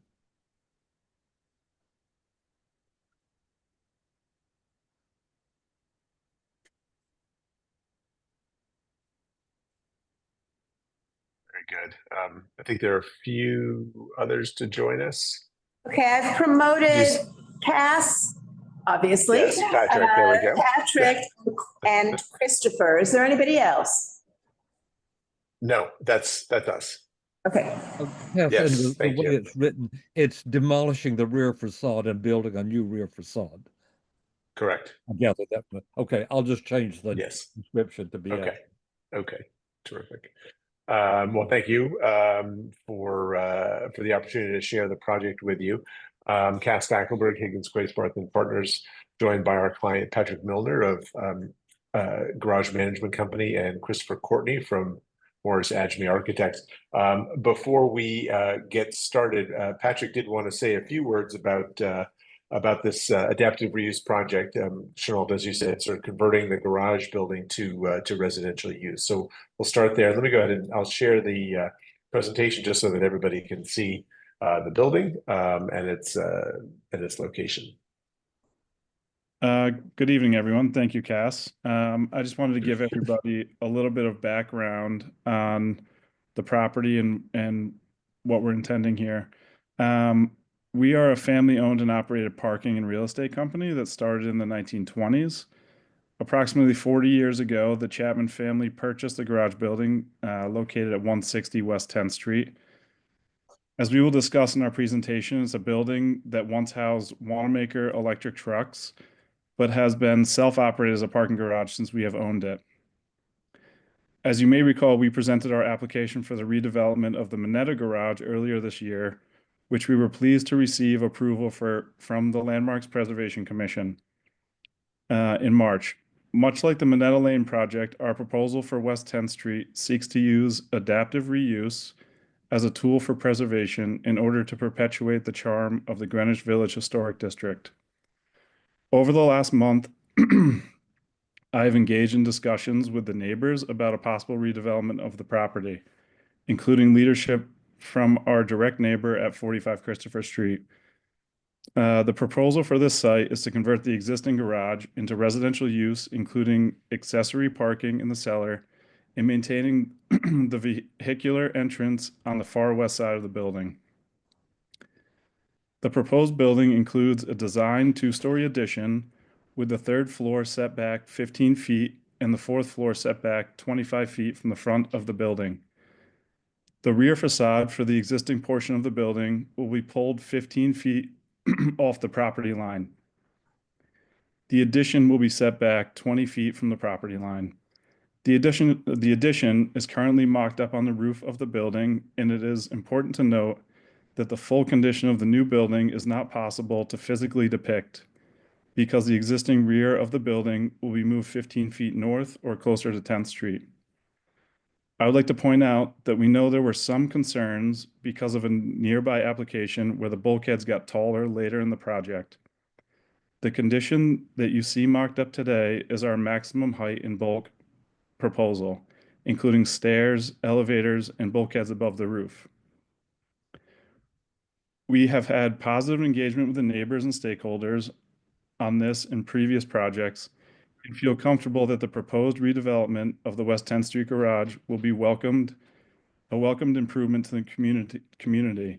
We hope that you will find our design and proposal to be thoughtful and consistent with the neighborhood. I'm going to turn it over to Cass now to go through the presentation. Thank you. Thanks, Patrick.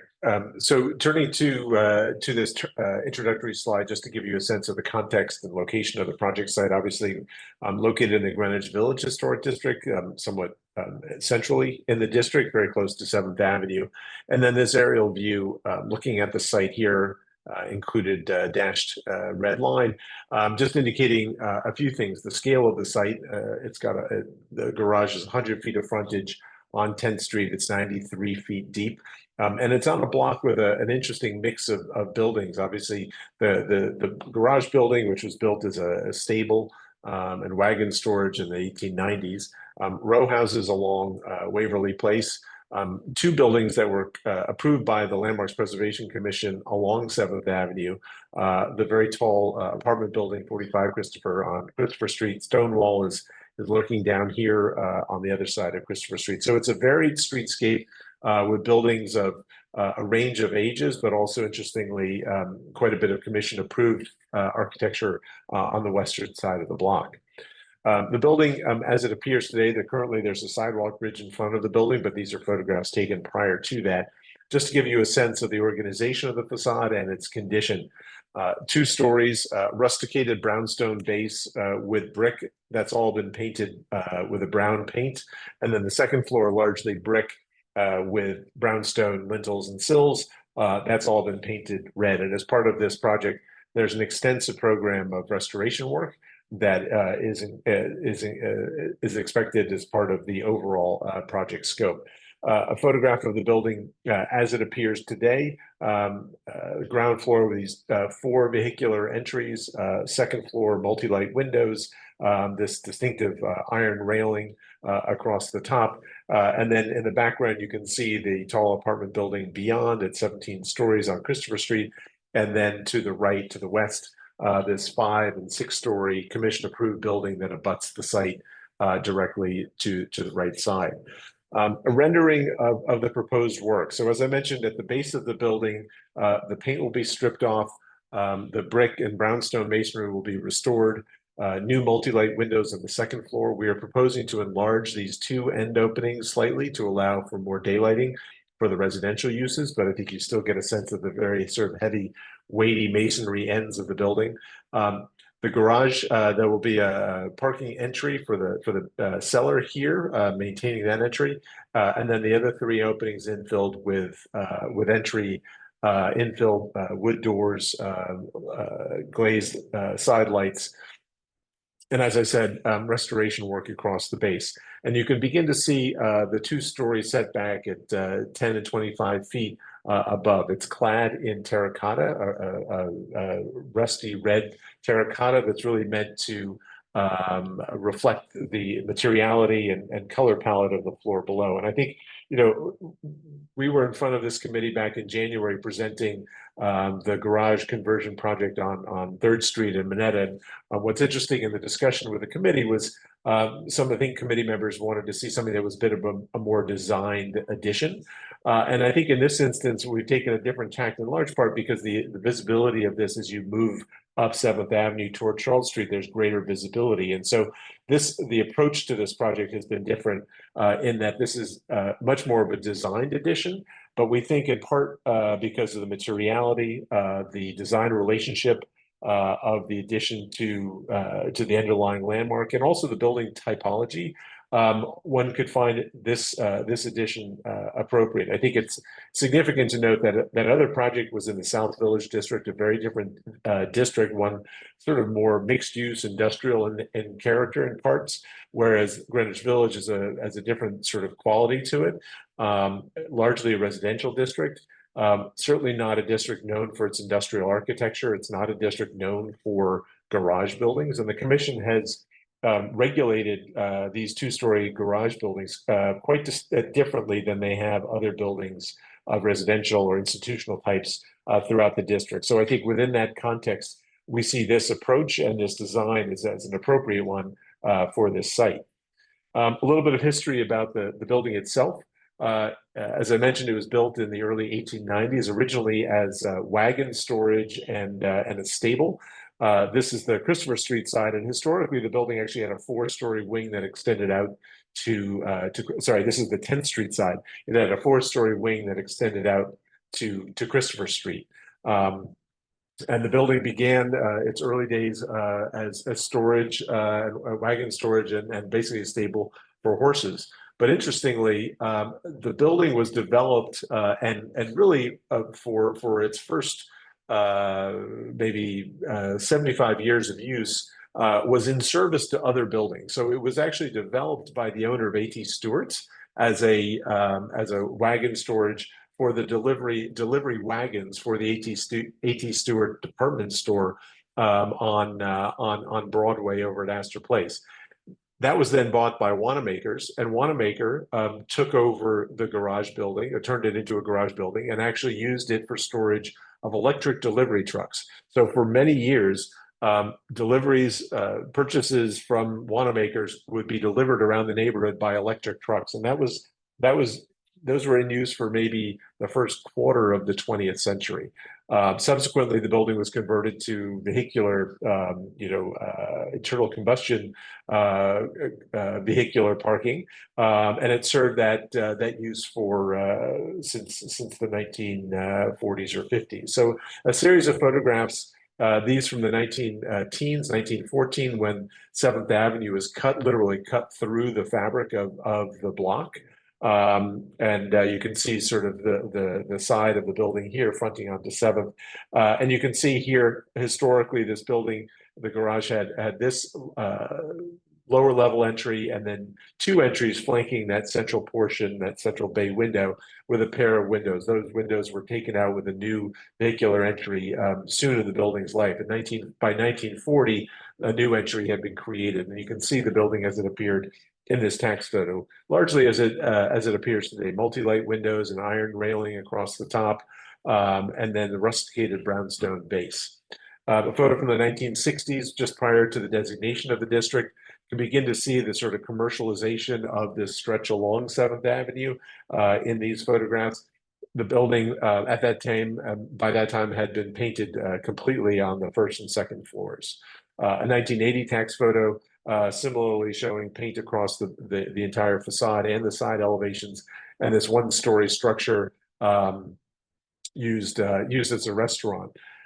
2 photos here just showing the 4-story wing that extended out to Christopher Street. This is a view looking east on Christopher, and this view looking west. That was demolished when the apartment building 45 Christopher Street was constructed. And a series of maps just illustrating that progression. The garage building in a 1908 map, really sort of this large-scale structure sitting amidst this row house scale.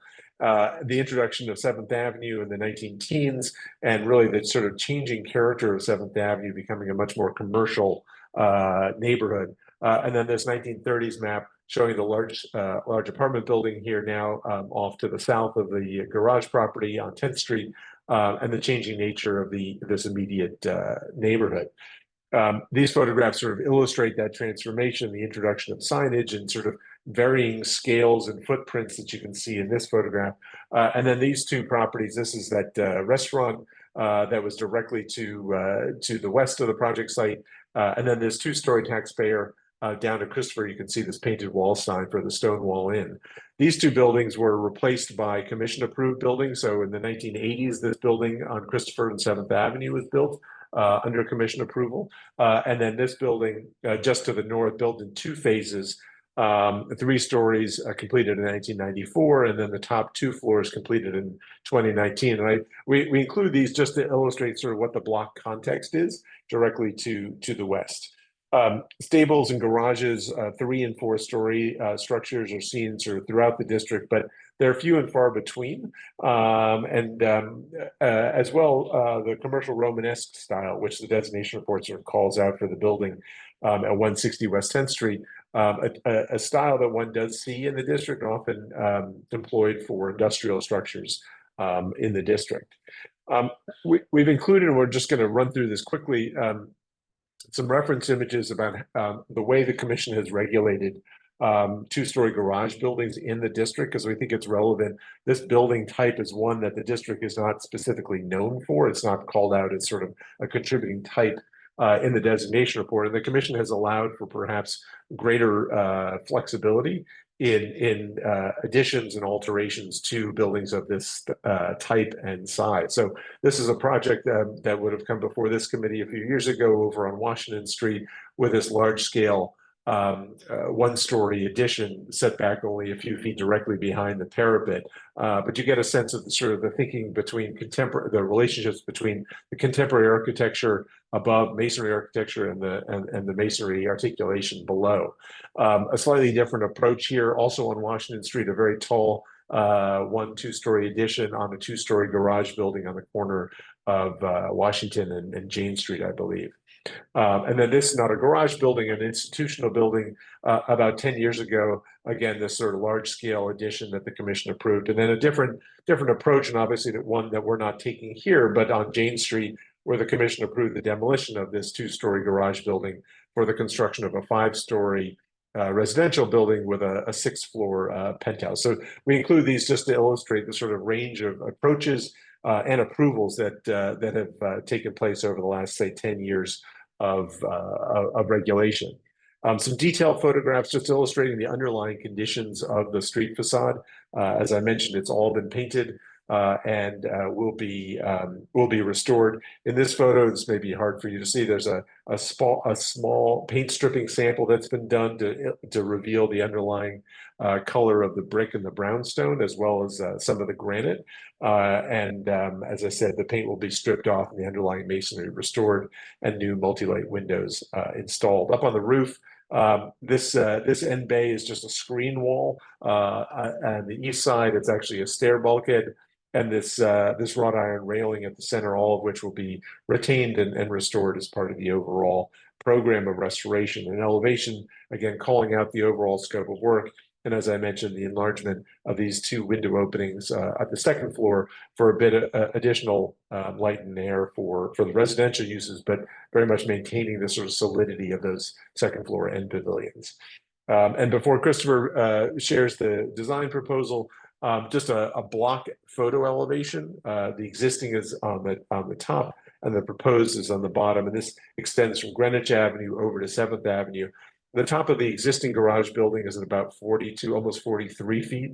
And with the addition of the top parapet at 61 feet, you can see it's really sort of in line with some of these other taller buildings just to the other side of Waverly Place, considerably shorter than the commission approved new building on 7th Avenue, which tops out at 97 feet. But we include this to sort of provide overall scale of the building and its addition within the block context. Christopher? Good evening, Christopher Courtney, Morris Ajmi Architects. So we're looking at the proposed elevation, 2D elevation. The bottom 2 floors are the existing and the top 2 floors are the addition that are set back. Our design strategy here was to create a dialogue between the Romanesque revival style existing base and the addition. And so we're pulling elements from that base up into the new addition, starting with the organization. There's obviously a very strong symmetry in the base, and so we wanted to extend that up. The mass to void is very strong in the base of the building, so we wanted to extend that up as well, to the degree that we have a good balance of natural light coming in as a new residential use for the building. And then the ends of the building, the tower have a very strong solidness to them. So we wanted to maintain that towards the edges of the building. So all of the new fenestration on the additions starts kind of set in from the edge of the building and has a very strong relationship. So the center of the arched window in the towers aligns to the center of the floor above, and then the outsides of those align. So just looking to have a lot of strong relationships and direct connections from above to below, even though the facade of the addition steps back quite a bit. As far as details, we wanted to pull in some details as well. So there's a very strong cornice line of the existing building below. And so we wanted to have a bit of that extend into the 2 floors above. The arched openings are very typical of a Romanesque revival, especially as you get to the top of a building. In some cases, and even to sort of have smaller windows at the penultimate or the ultimate floor at the top. And radius jams, all of the jams on the second floor, even at the square openings, are radiused in. That brick kind of curves back in to return to itself. So we wanted to create that and pull that into the upper floors as well. As far as materiality, Cass mentioned that we're proposing terracotta for the 3rd and 4th floor.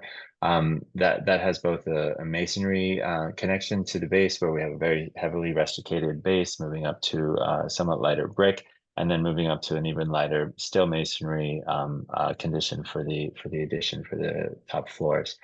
And then all of the infills being new, we wanted to have a consistency throughout. So we're proposing this bronze color that you can see throughout here.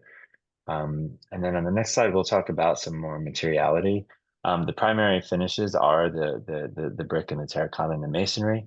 And so the left image is that paint stripping that was done. So you can see the existing brownstone, you can see the existing sort of orangey kind of brick that's there with a very tight grout line. And so we're proposing a terracotta that is symbiotic with the coloring of that.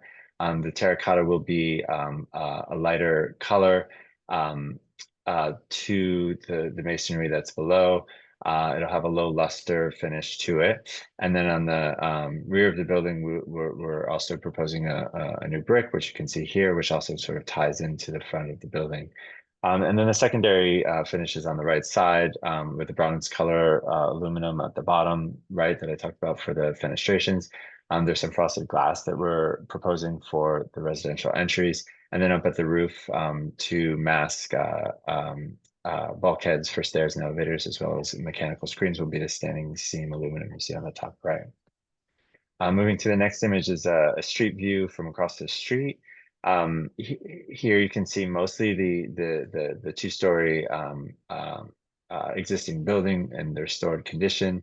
The sidewalk is being sort of, let's say, restored to remove 3 of the 4 curb cuts. That'll give a nice level sidewalk condition. It'll also provide a little bit of street parking. We're proposing street trees as well, and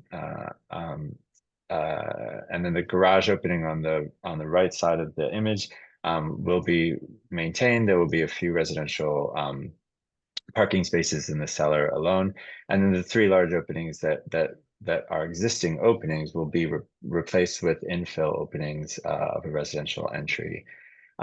There is the frosted glass I described on the previous image, flanks either side of the entry doors. We'll see that in a second in the next image, but all the rest of the glass is clear glass, and so I can point that out a little clearly in the next image. At each of these residential entries, we're proposing a sconce, basically, which is a globe sconce in this case. It's not historic in this case, but we're looking to propose something that would have a bit of a historic character, and those are just to mark residential entries. The second floor square windows will be replaced, as Cass mentioned. They're existing as a 16/16. We're recommending or proposing a 9/9 to give a little bit more of a residential feel. Those will be a simulated double hung. All of those will be simulated double hung windows as hopper operation on the base. And then the railing in between the two towers that Cass mentioned, that's existing, and that'll be refinished in a bronze finish to sort of tie together with all of the rest of the fenestrations. On the next slide, we're looking at two historic images of specifically garage openings. And so we looked at these sort of panelized multi-light doors and transoms as a bit of a guide for the infill, for the future infill for the residential entries and garages. And then on the next slide, we've got an enlarged view of one of those residential infills. The brownstone frame is all existing. That's the existing opening. So we're really literally just infilling the existing opening with these new entries. The strategy is to create an infill that sort of draws from that from the existing conditions. And so you see a transom at the top, and you see other panelized openings as well. In this case, the transom is clear glass. The frosted glass is the smaller panels that flank the doors. That's to allow light to come in, but still to provide some privacy. The doors themselves, all of the infill is bronze. The door itself has a wood paneling that you can see sort of set in. And then on the sections on the right, you can kind of get a sense of the depth of that panelized framing, both in the section through the side lights on the left, and then the section through the door on the right. The plan on the bottom left just gives a sense of the recessed nature of the door and the opening, and sort of the depth that's created through these large openings. And then on the next slide, we start to move our way up the building, so we get a sense of the setback of those two terraces. The first terrace on the third floor is set back 15 feet, and then an additional 10 feet for the fourth floor there. The terracotta of the third and fourth floors is a rain screen installation. Again, satin gloss, a lighter color, just to kind of offset and sort of recess a little bit from the heavier color of the brick and the brownstone down below. And then here on the left, you can see a couple of sketches of the existing and the new cornices that are proposed. So in terms of scale and size, we're looking to sort of maintain and respect sort of what's there and draw upon it, but do it in a sort of lighter way as we move up the building. You can also get a sense here on the tower itself of those curved returns, and that happens at the square windows as well. And then we're also proposing that on the addition, so that helps us resolve the finish of the terracotta as we move to the side facade, which we'll look at shortly. At the top of the building, on the top right, you can get a little glimpse of the stair and elevator bulkheads and mechanical screens. We have tried to push those back as much as we can and keep them as low as we can, obviously, and get them more central into the building where we can. And so we get a sense of that. Moving on to the next slide, we can basically see just an enlarged close-up of each of the levels. So level 3 on the left, level 4. And just get a sense of a closer view of the addition, the materiality, the low luster of the terracotta. You can start to see these radius jams as well. These will be further detailed as we move forward with the manufacturer. But to pull in again that radius jam condition in a slightly different way with this terracotta material, you get a sense of the cornice profiles. And even just with the lighting, the new sconces being introduced that would match the same finish as fenestration openings. On the next slide, we just have an enlarged drawings of the same condition. So this is the third floor. The openings are slightly larger on this floor. French doors, 6-foot wide openings. There's doors and windows that would populate these floors. Our goal is to detail them so that they all sort of read the same despite door and window. Again, here you can get a sense of the radius jams. The sections on the right, you get a sense of the panelized framing, and then the large plan detail on the bottom right, you get a sense of the depth of those recesses and the panelized framing and the radius jams as well. The next slide is the floor above, very similar in all aspects.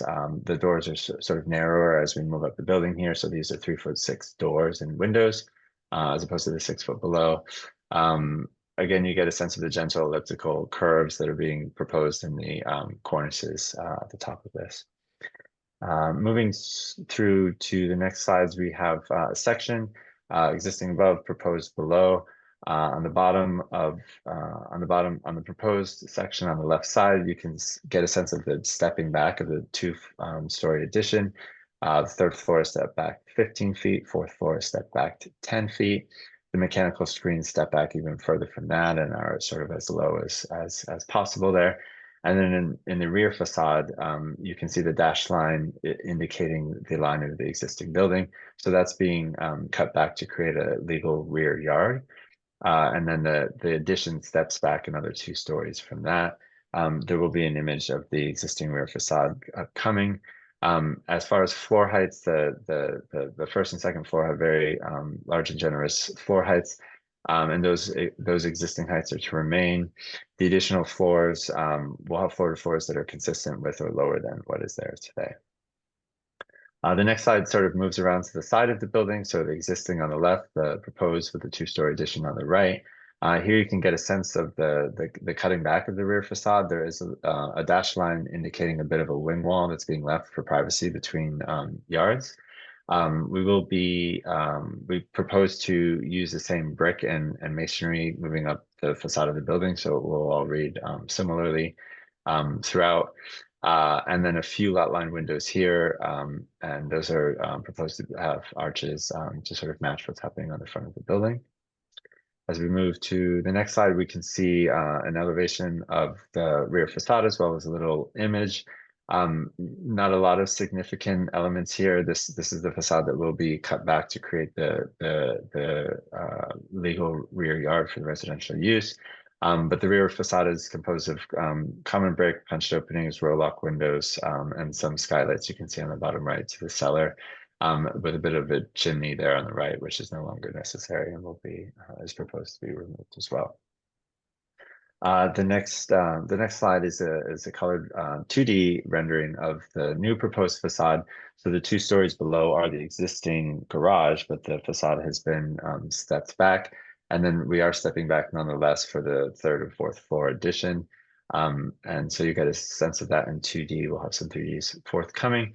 The design strategy here, since it is a rear yard, was to do a little bit more of a utilitarian facade as is what's there currently.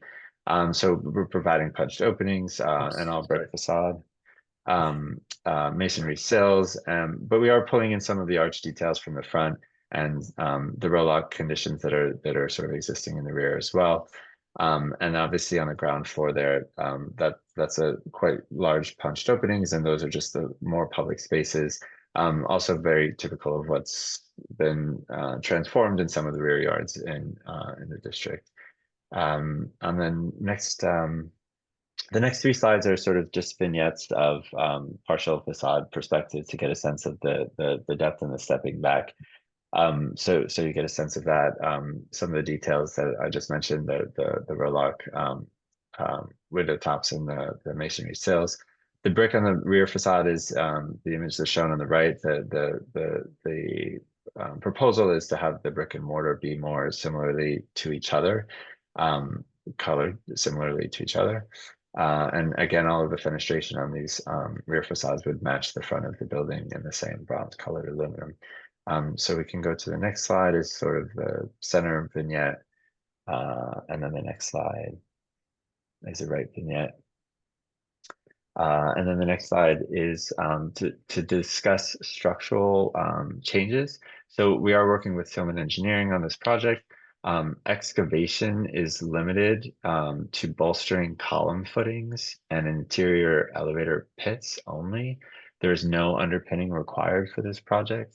The main facade and the 2 lot line facades are to remain. So the existing perimeters of those facades are fully to remain. As mentioned, the existing rear facade will be removed and replaced. There is some slab work being proposed where there's steps in terraces and to align the ground floor with the street level, which are not aligned with each other. Those floor joists and slabs will be remained, and otherwise floor joists will remain throughout with the new slab to be poured on top of the existing floor joist structure. Cass? Thanks.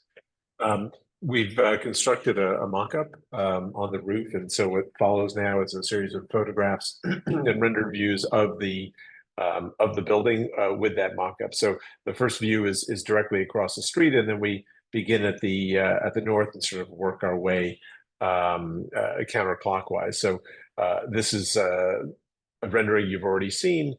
This is the view from across the street with netting. The yellow netting represents the habitable space, and the orange netting is the mechanicals and bulkheads and things like that on the upper roof. So from across the street, most of those features on the upper roof are actually obscured by the addition. And so in this slide here, in the rendering, you can see just the upper portion of the third and fourth floors, again, done in terracotta with the idea of a sort of compatibility of material palette and color palette with the underlying masonry of the facade.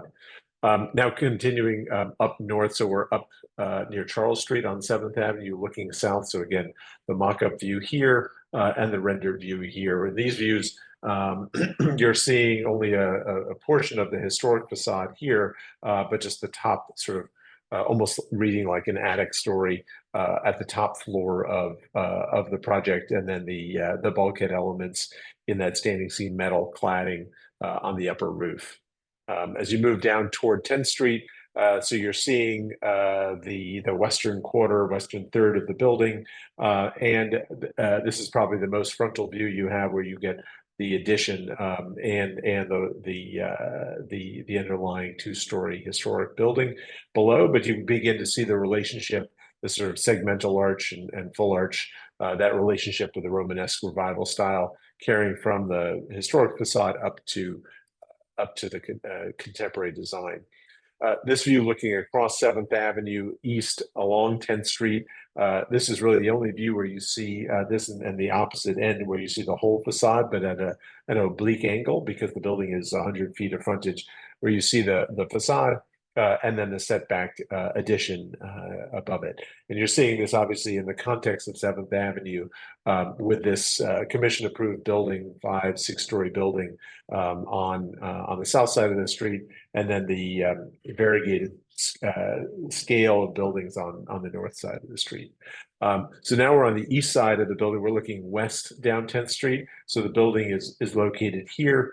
And you can see through the trees, these are even more leafed out now, but you can see the setbacks of the addition and some of the rooftop mechanicals and equipment on the upper roof. And this sort of step pattern is echoed really by the building that bookends the block on 7th Avenue. There is one view from the south, so we include this here. This is looking across Sheridan Square over Stonewall here, and you can see the mock-up, and you'll just read the upper 2 stories of the arched head windows on the upper floors of the addition. And then finally, just returning back to this rendered view of the building, as we've said, extensive restoration work, really much needed restoration work across the base of the building. New 9/9 windows on the second floor, slightly enlarged openings on either end, and then a 2-story addition on this 2-story garage building that's really meant in design to relate to the underlying Romanesque revival style, both in its materiality and its color palette, and we think an enhancement to the underlying landmark in its design condition. Be happy to answer any questions you may have.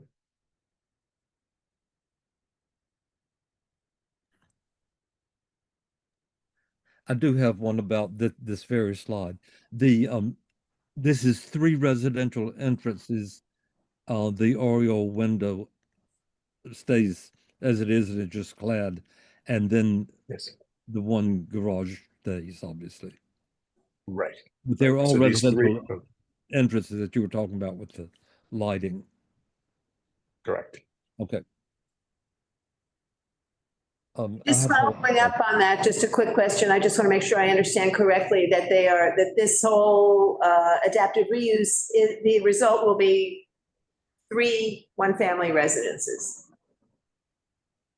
Is that correct? Or does each entrance lead to several units within? It's something that we're looking at with ownership as a couple different studies, and leaving flexibility to potentially be probably between 3 and 10 units. Okay, so it's not known right now. Okay, thank you. Correct. I'm sorry, I do have one other about the facade. I missed the bollards at the entrances. Why are they not there? The granite bollards. Maybe that's not the right name. The Like rounded, bumpers or whatever. They're like Bollard. little round bumpers. It's so Right, cool. it's sort of bumpers on each side of each entrance. Ah, yes. Huh. It's like we've lost something of the building. Christopher, we haven't talked about that actually. Are we able to keep those, or is the grade change affecting that? Yeah, I'm aware of the grade change because it hurts Right. my ankles to walk there, but perhaps Let us look at that, Chanel. and it looks like that it wouldn't intrude on the design the way the if you will, the bulkhead that leads into the entrances. It would be nice to keep that touch reconstructed. Noted. I think, yeah, I think we would have to incorporate that in for sure compared to what we have now, but we can certainly take a look and definitely note it. Anita, you look like you have a question. Well, no, I just wanted to say I really like this project. It's it feels good, it looks good, so bravo. I like it very much. So I don't have anything sharp to say. Well, I'm surprised. Wow. All right, well, I agree that it's a beautiful design and a lot of thoughtful aspects went into it. But I have a couple of things to pick up, it's just little things to pick up. One are those globe lights next to the entrances. I'm thankful that you actually, I heard you say they're not contextual or they're not historic.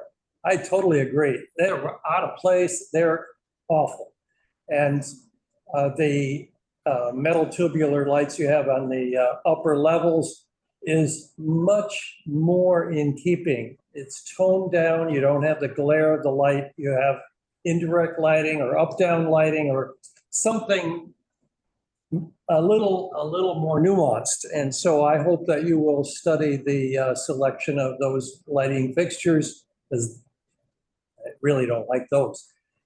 The other question I have is that in your samples of materials and in all your renderings, it seems that the original masonry, the brickwork has very tight joints and the grout seems to match the brick so that you get a uniform color, as is shown in this rendering, which is very nice, very appropriate. Then I saw some samples of new brick, wide course out, wide grouts, white grout. That did not seem like that fit this building whatsoever. It clashed with all your terracotta work and all of the original front brickwork. So am I misreading something, or is that just, I don't know. Yeah, I can certainly clarify that. The existing brick on the front of the building will remain the color and the mortar and the joint size all as is. The brick on the side of the building, the sort of common brick, whatever the condition of that brick in the masonry is, we will continue up for the addition on the side of the facade. And then the rear facade will have the brick that's on that material palette. That's just the brick sample without mortar sample. So to clarify that, the intent is that the mortar used with this brick sample on the rear facade will have a monochromatic read to it. I'm sorry, it will have a what? A monochromatic. It'll be a similar color mortar to the brick. And the grout size will be as the original?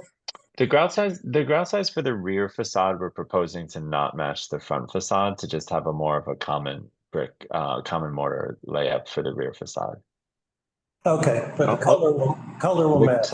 Color will match, correct. Right. And just to put a sort of follow up on that. So the back of the building, as is typical for industrial buildings like this, would have had a very, and does have a very sort of common brick, much wider joints than the street facade.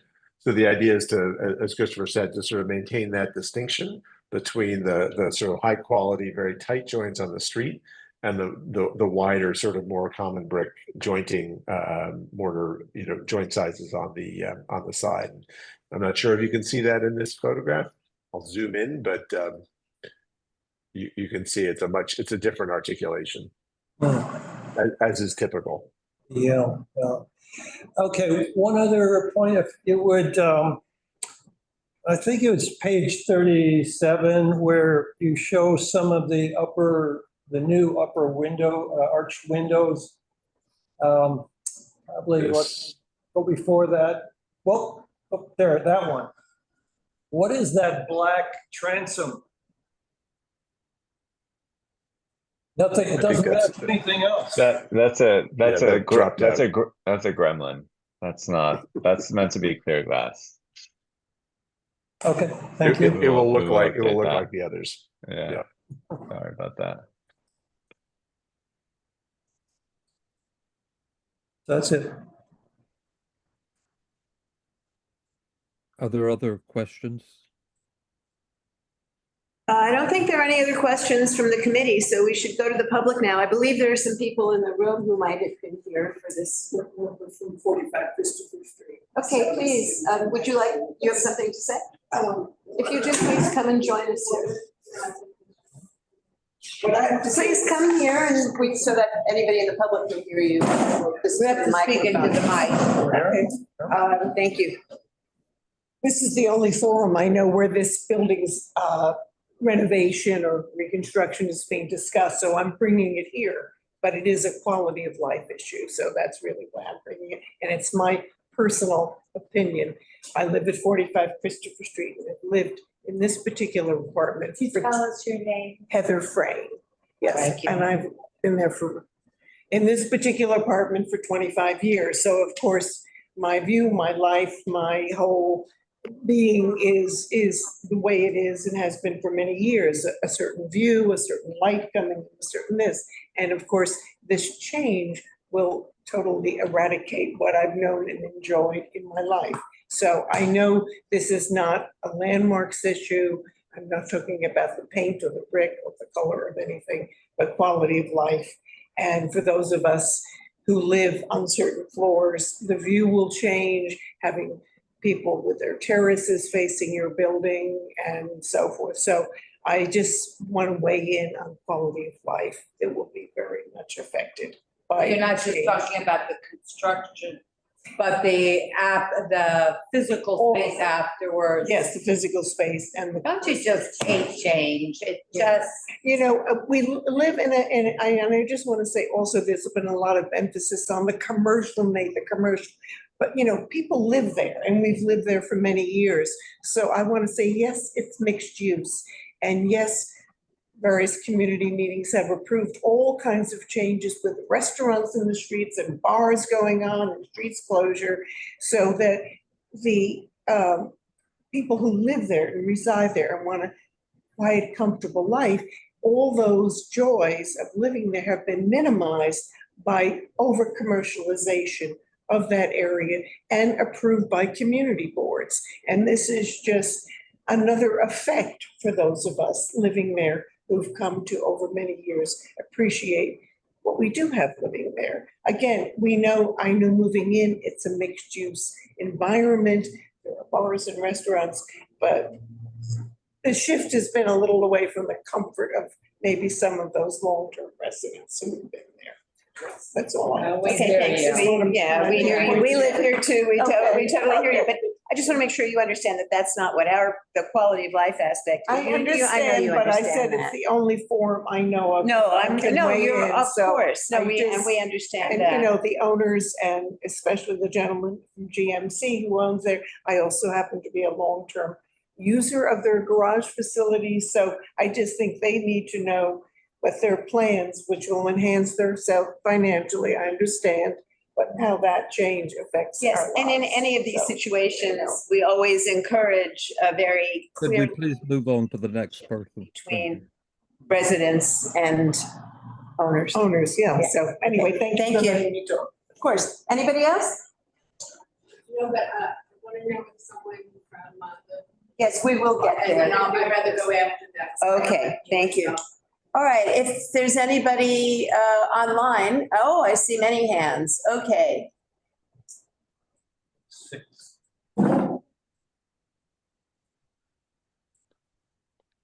Douglas Stringer, let's hear from you first. Yeah, hi, can you hear me? Yep. So I typed these. Please understand, all people online, that it's a 2-minute window to speak. Thank you. Okay, great. I got 2 questions and I typed them in as well. There appeared to be some scaffolding that was erected on top of the current garage. And was this to show the height and location of the proposed building, are they story poles or otherwise? And then the second question, which is typed in there, is what is the net loss of parking garage spots that are lost? Yeah, they're in the conversion to the 3 residences.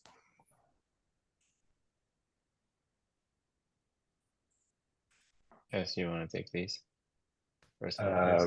I need Patrick to answer the net loss on parking if we have that, but I'll answer the first question. Yeah, so the structure on the roof is a rooftop mock-up that's required by the Landmarks Commission to represent the volume of the addition.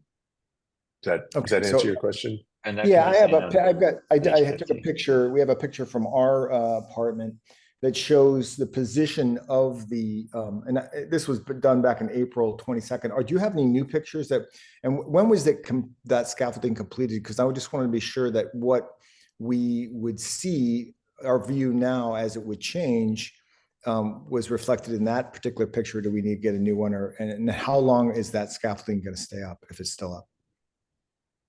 I think it was completed the beginning of last week, and the commission asks that we keep mock-ups up until the project is approved by the commissioners. So we're scheduled to go to a public hearing on June 17th. So at least until June 17th, and if they ask us to make revisions, it would stay up until we're able to return to a public meeting and represent the project in response to their comments. Okay, that's great. Yeah, and so the position where it is today reflects both the height and the setback nature of those new levels. That's correct. Yes. Okay. Yes. Yeah. I just want to point out though also that the existing building is going to be set back another 15 to 20 feet from the rear lot line, so you'll pick up more space between the 2 buildings. And then to answer your question about the parking spaces, there's currently 200 spaces in the garage. Okay, thank you. Okay, thank you. Frank Clark, you're next.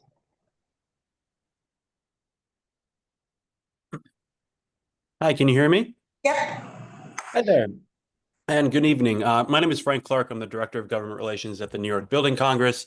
The New York Building Congress represents over 500 constituent organizations and more than 250,000 skilled tradespeople and professionals in New York City. And we're excited to support the 160 West 10th Street project and recommend its approval. We believe that the proposal to reduce the parking capacity and convert this space into housing is a positive step towards addressing the city's housing crisis. The creation of any number of residential units in a vibrant, centrally located neighborhood will help provide for more housing options for residents, supporting the community's long-term health and vitality.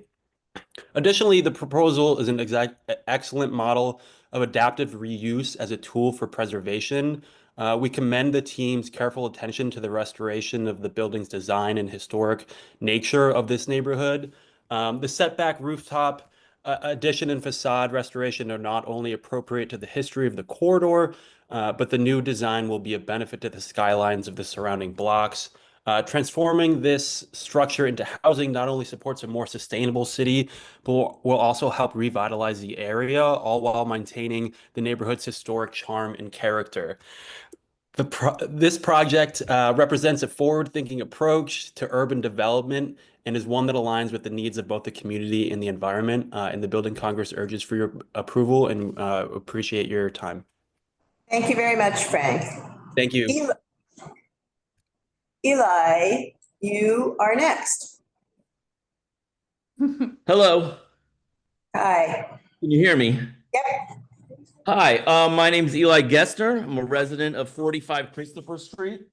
Sorry about my dogs. I'm really I'm here today, not specifically for any kind of like aesthetic reasons. It's more so that like I'm born and raised in this neighborhood, and over the past 50 years, I've just seen 164 Perry Street turn into from garages to houses. 742 Greenwich is now turning into 125 Perry Street. The Gainswort Hotel used to be parking.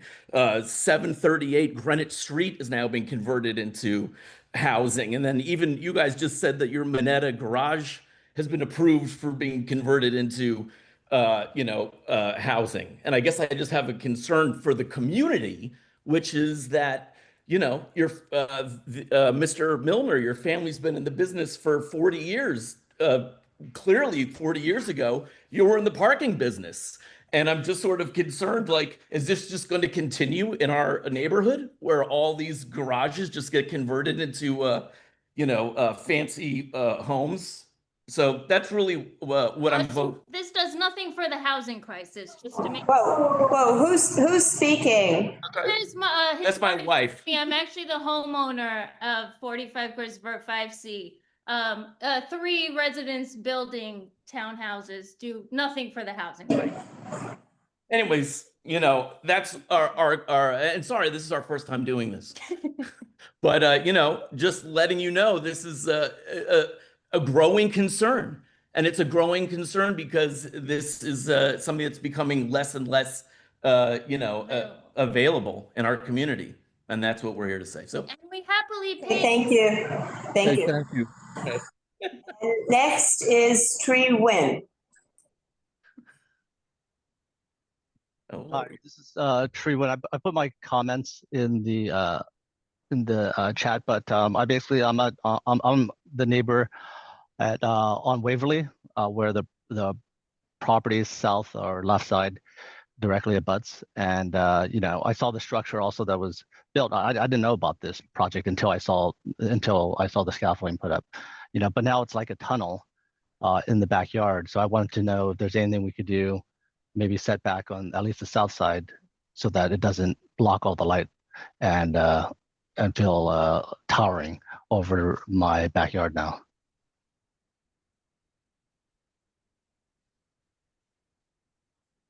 Okay, we will move to Lauren Schumann.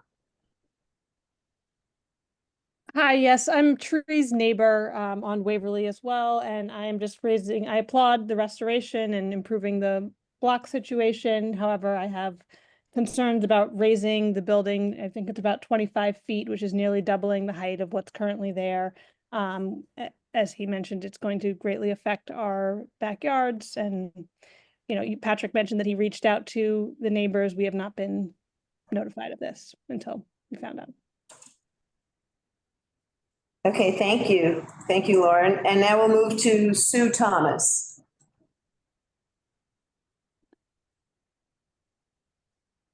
Can you hear me?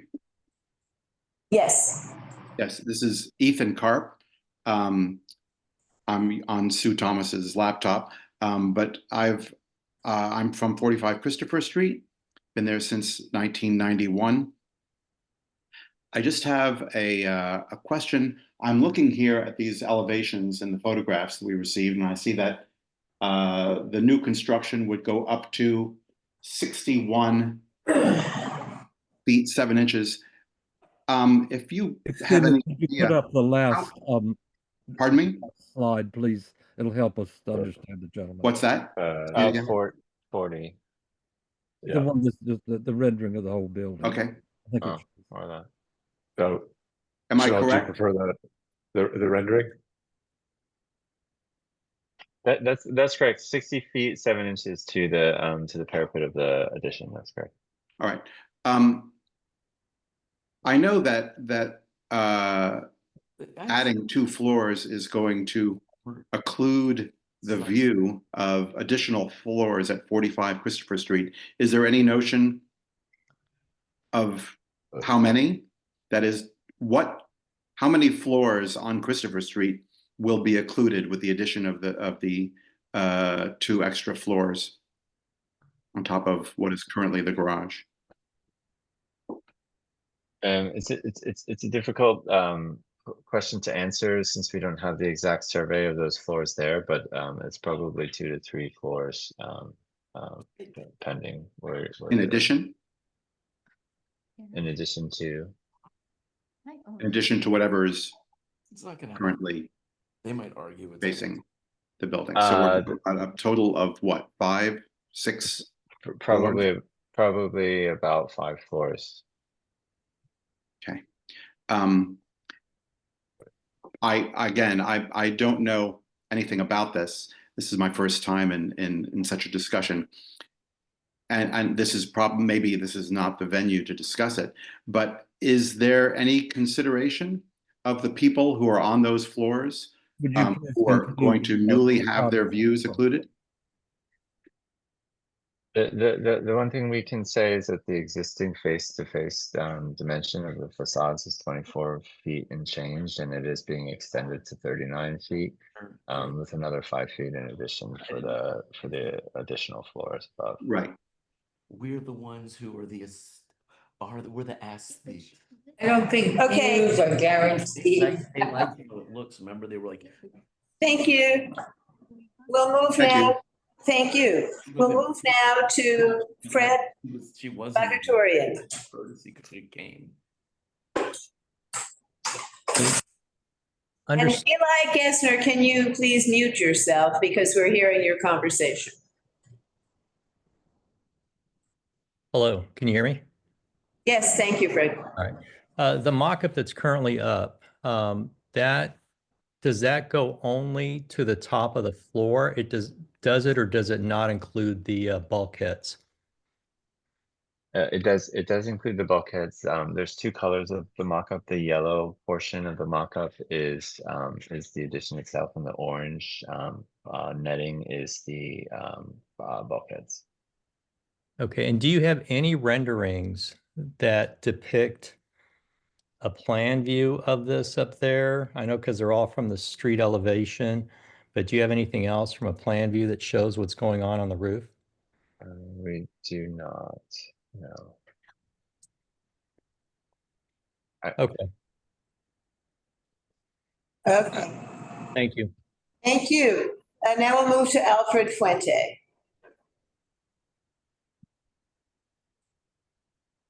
Thank you very much. Can you hear me? Yep. Thank you. I wanted to ask if I see the way that the plans are drawn here. Would there be any way to not cut back the building, leave it as it is, and just install the mechanicals on top of the existing roof rather than doing a cutback to create 2 additional floors on top? I mean, the cost of the neighborhood to add 3 units is going to be a tremendous setback for all of us that live in the village, because as one of my neighbors already said, our neighborhood is overcrowded all weekend. Traffic is impossible, and there are sirens, ambulances, pedestrian areas. All of this has been approved by the community board.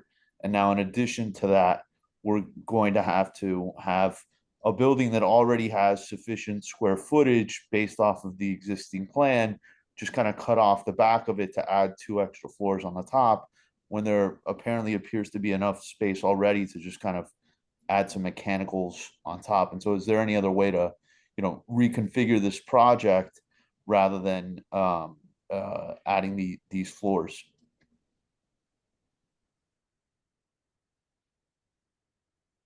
That's a big ask. I think they're pretty far along. I mean, it's a pretty big ask of all of us in the community, right? To have to live with 2 or 3 years of constant construction, Okay, dust. thank you, sir. more traffic. Let someone answer the question. Would the applicant care to comment? If not, I will. I would say for this and for many of the other comments that we've had, our purpose here is not to decide these things that you speak about. That's a question of land use and zoning and assorted other regulations. We're here to comment on the appropriateness of the design that's presented to us with respect to the context of the neighborhood. Yeah. Put it in a simple way. Thank you. So annoying. Things change. And that's what we do. Oh my God. Thank you. And there's also a question in the chat regarding any potential remaining air rights. No. Here, somebody in the chat has asked that. So Cass, if you could speak to that, that would be great. Actually, Christopher, I might Yeah. ask you, I think this is not a full build out, right? Yeah, this is I'm not sure if the question is about air rights. There are no air rights being used for this. If there are additional, there is additional FAR that is not being used for this project. But there's no discussion of air rights for this project. Okay. It is very difficult in the village to transfer them because there's no place to which they can be transferred. I think your idea that there might be taller buildings elsewhere because this is not taller than it is probably something that couldn't happen. Okay, I believe there was somebody in the room who wished to speak. So please come to the table so everybody can hear you, and please say your name. Okay, my name is Lynn Florio, and I am on the board of directors of 45 Christopher Street, but I'm speaking today really on my own behalf. And based on your questions, it seems that what this company has presented is within what you would think are the right guidelines for architectural design and construction. So I acknowledge that, and I would assume that the rest of the processes will adhere to the guidelines that are set up for construction. But what I would like to understand is the height, and I would hope that the height would be maintained at the 61 feet plus the bulkhead. And I want to know, is that the height that is legally accepted in this area, or could there be a variance or deviation that comes down the line that would build this higher than what this is? I mean, before, remember? I wish we had that email. Disregard that. Oh, Nobody else should be talking. Okay, so that's my first question. Is this height the highest, including the bulkhead, that this building? We got before. excuse me for a second. Fred, your microphone is open. So to answer the question about the height, the building with the FAR and the height envelope neither are maxed out. Once this is approved by landmarks at the height that we're proposing in this proposal, it cannot go higher than that. So we don't propose to enlarge the height with an LPC approval. But the building as of right could be much taller than it is. You're not proposing that, or I didn't really quite understand. No, we're proposing what we're proposing today. What you see in this drawing is what's being proposed, and that's what will go to the landmarks commissions for review and hopefully approval by them.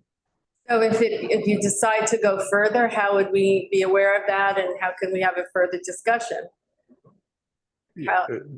There's no plan to build more after we go through the process now. And if we were to, we would be back in this forum and going back through the commission. That's right. They would have to come in for a public review. Yeah. That's right. If they change the design like that, they would have to come back. They would be obligated to come back for a public review. Okay. No, they're not willing to commit. You're not willing to commit to, no, Malcolm. Okay, next question.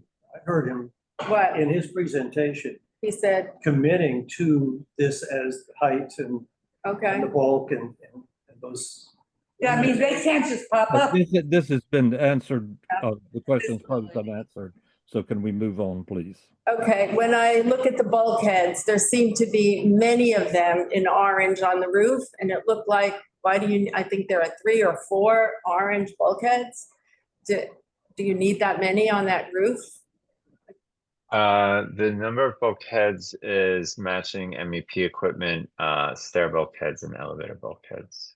So we've tried to reduce them as much as possible, and we have to lay them out in such a way that we leave an FDNY path as well in between them, which makes them And the bulkheads seem to go higher than what the height is of the rest of that street on West 10th Street. Is that correct? It goes higher than what the highest building is on that street. It's not taller than the building to the west. No, of course not. Okay, I think have they answered your question? No. If you look at the drawing that takes 10th Street across, you have it there. You had a drawing that had 10th Street. Correct. You're correct. The bulkhead is higher. The bulkhead that's set back is higher than the parapets of the street wall. The to the principle has been settled and the question is settled. So we need to move on. Your 2 minutes of. We still have to finish up. Their point is that the building is going to propose to be built as presented tonight. And okay, so the rest of my questions have to do with Patrick, and I think he needs to discuss with us how to ensure the construction lack of debris. I'm sorry? Your time is up, ma'am. We need to move on to the next person. Okay. Okay, thank you very much.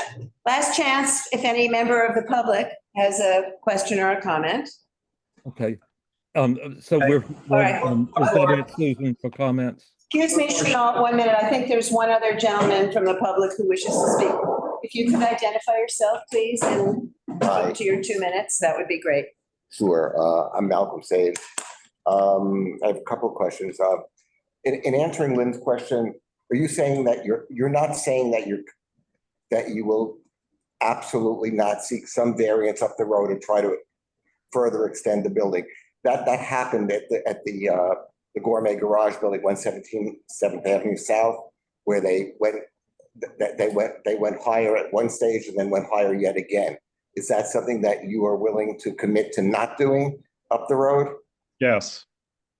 So you will not build any higher than what you're building now? No, what we're proposing now is the maximum. We're not looking for an approval to then go seek a variance. Okay. Sir, the question of the Gourmet Garage building, that was approved to be that size originally and was just never built. Yeah, what surprises me is all of the concern about how the globe lights and all of the specific architectural aspects, and that building at 117 West 7th Avenue is a pretty hideous looking building. So I'm wondering how that got approved, but that's neither here nor there. What's the public hearing you're speaking about? That's before the Landmarks Preservation Commission in June. And that's what date on June? June 17th. At what time? Time is to be determined. It's during the day. They don't. Sir, you can get that information online. Okay. At the Landmarks I'm just Preservation asking. Commission. Sure. Okay.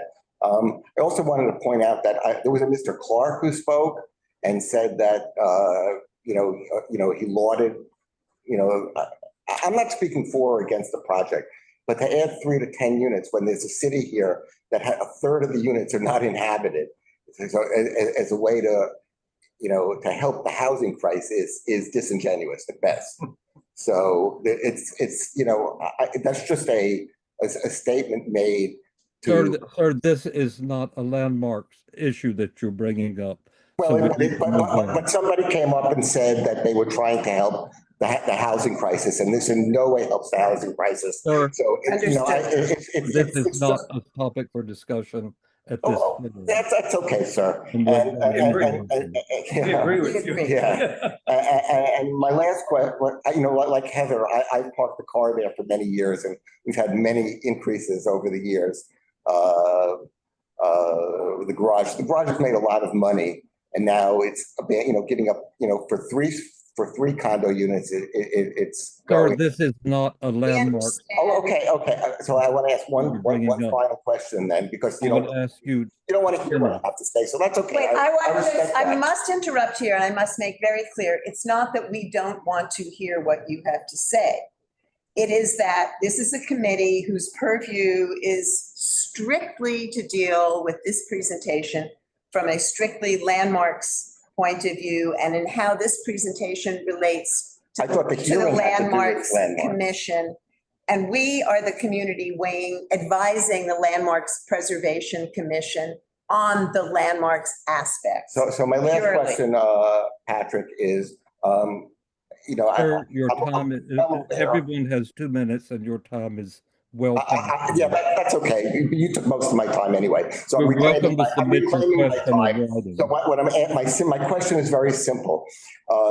There are 5 garage workers there, who make their livelihood there. Are you going to offer all of them employment so that they don't lose their jobs?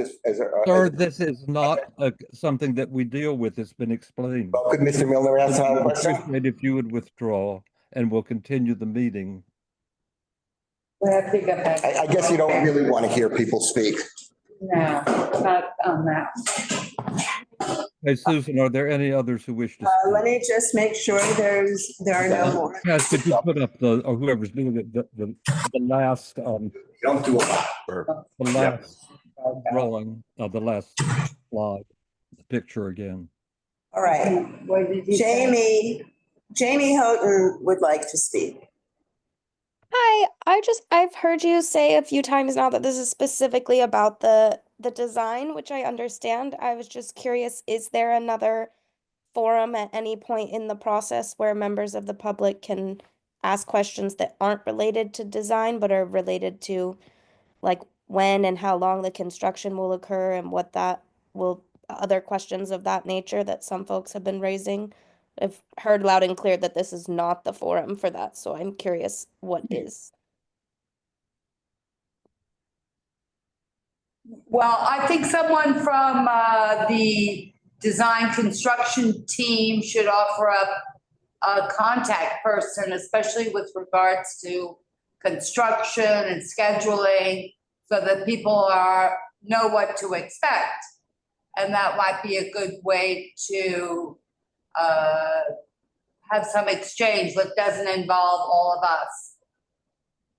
I'll tell you, I'm happy to provide my email address if anybody would like to send me emails, and I can respond to for other questions as we have answers. That would be great. I mean, we always encourage, a direct line of communication between a property owner and the neighbors in situations like this. And you'll see that Patrick Milner has left his contact information in the chat. All right. Thank you. Is that it, Susan? It seems to be it. I just asked for this slide because it's very unusual that we get a proposal, particularly for a rooftop addition, whatever kind of building, that is so much a part of the building. There's almost a fetish for making them look as though, to be careful that they're not part of the original building. And Cass pointed out the high visibility, among other things. And this, to me, has done a wonderful job of almost looking like it was always there. And although, especially when that's a good precedent also when we have similar things to see that there are ways other than zinc. And I'm not sure if you're prompting us, but I think that the effort that Christopher and his team have gone into here is to come up with a design that looks like it could have been there, but is also contemporary enough in nature that when you stop and you study it, you realize it's an addition, but it's about compatibility. it will look different, but nice. Okay, thanks. And Chenault, there is one more person in the chat who would like to know how she can address the quality of life issues? I mean, obviously, there's 311 for any kind of construction-related issues. But they would deal only with something that was current, not it's blocking the view kind of thing. Right.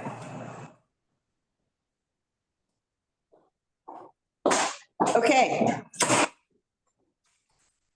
Executive or business? Chanel, are you ready to go into the business session? Okay. Chanel, before you kick us out, I actually wanted to add something to 142 Greene Street. I realized I misspoke about something, and I wanted to clarify that if that's okay acceptable. Yeah, this is a good one. It's a small thing. I mentioned the cornice there on that project was cast iron. It will be pressed metal as it was historically, not cast iron. It's a small issue. I also figured it was worth mentioning that the building is vacant. It was vacant when our client took it over. So there was some discussion about joint living work quarter, tenants, and the building was vacant when they took over. So I wanted to also just make that point. I think that was not really relevant in the residential. landmarks context, but what's that? No, more to the point, it was never residential. It was commercial. Yeah. Okay. Yeah. That was it. Yeah. And I wrote sheet metal, even if you said cast iron. So. One scolding for you. That's not Sheridan Square. Sheridan Square is the one around the corner. Oh, thank you. The New York Times did a whole thing on it a couple weeks ago. Thank you. Thank you.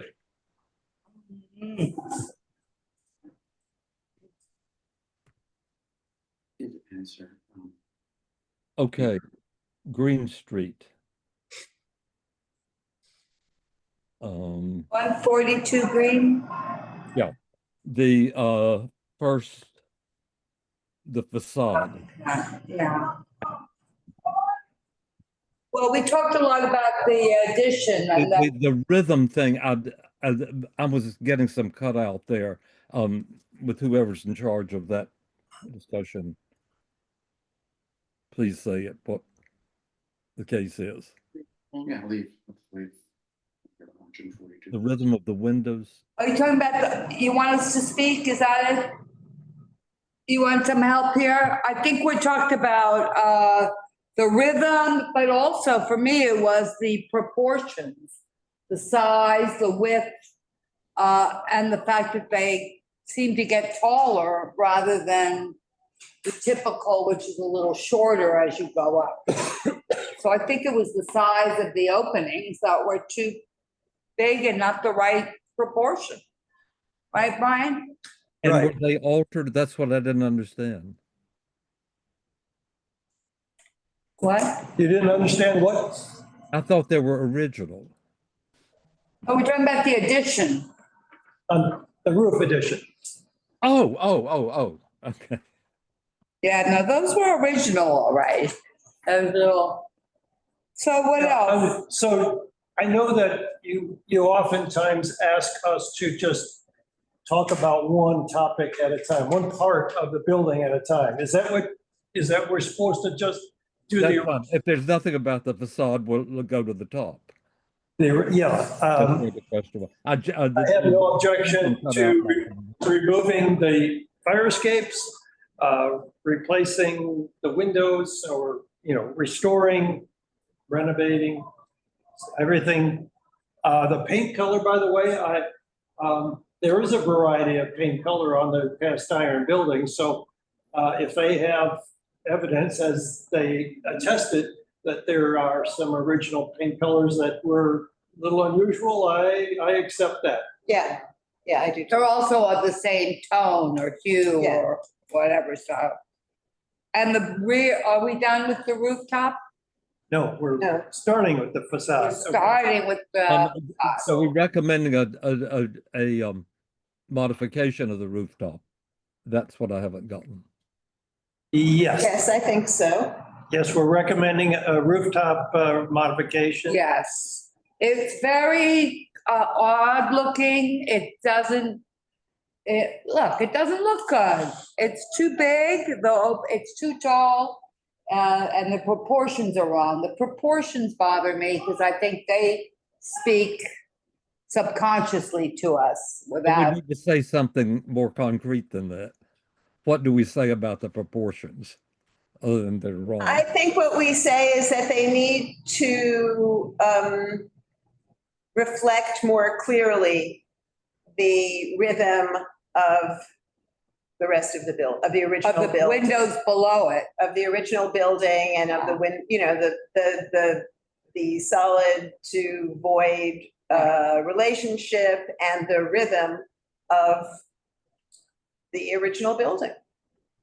Well, rhythm is a tricky word, because I mean, they have 5, but the sizing wasn't quite right. And the width was, the columns were a little narrower. Proportion. Yeah, it's a relationship of the height to the width. So proportion. Recommend that the rooftop addition express more clearly the proportions of the building. That's good. Yes. Is that And what I'm saying? If I may add, just the point that I made about on the right side. Yeah. When it got to the addition, instead of a window opening or something that looked like a part of the window pattern, there was just a blank wall and a dark kind of metal, I think it was the metal wall. That interrupted that pattern as well, or that rhythm. So I was suggesting that those 2 openings be changed to be more like the windows. So that's the south, on the south run of windows. Yes. Okay, I've got it. I'll word something and then Susan will fix it. Okay. We agree that it's minimally visible, certainly in the Soho context. Well, it's visible from the north, but minimally. But I think it's pretty And from minimal. far away, it seems to be where it is. Not from my window, but The cellars seem to be all right. They're always such an excellent. there was, I don't know, did you check, is there an angle of repose or are they actually building underpinning? There's underpinning. There's underpinning that was very clearly. The whole thing, we'd have that boilerplate about Okay. There's underpinning in the doing wall. it carefully so buildings don't fall down. The facade, the rear facade, anything about it?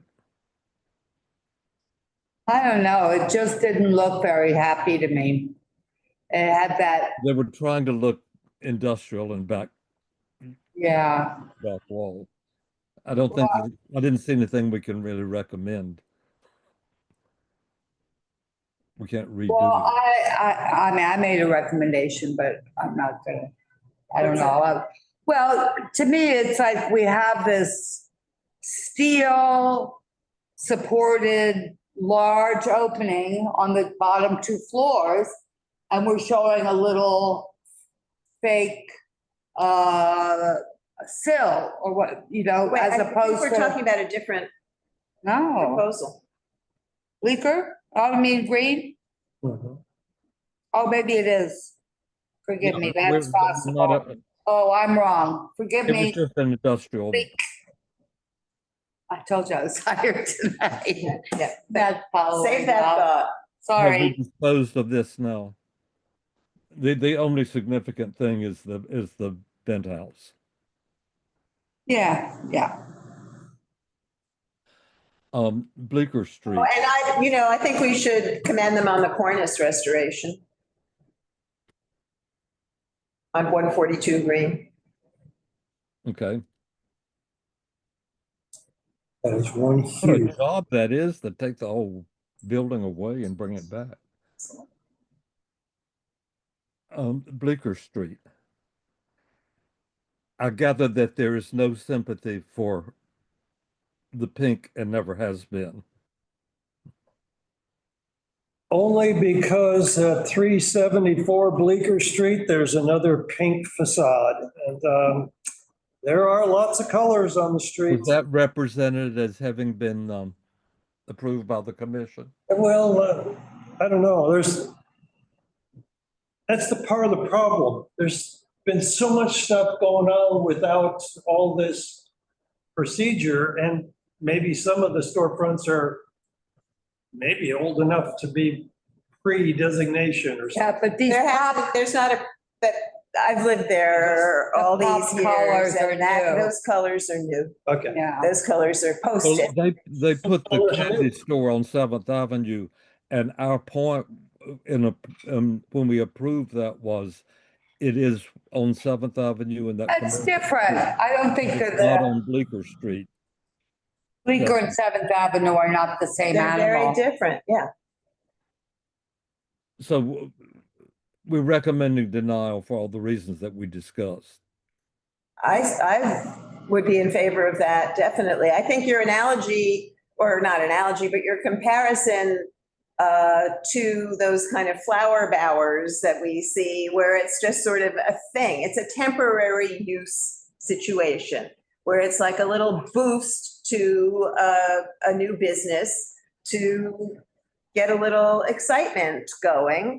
And that's one thing. But when these things that were permitted on a strictly temporary basis become memorialized or extended to the life of a lease or whatever, I think that we would only regret what would happen down the line. And life of the lease is going to the next one come in and say, this is pink and I want to be orange, but this was pink, so I have the right to be orange. Right. And to the argument that people are doing it, and so why shouldn't this applicant be able to do it? I mean, we're not the LPC, we're not police, it's not our job to issue violations to those who have painted their storefronts without proper permission. I mean, I don't, it's the old, just because somebody else does the wrong thing doesn't legitimize.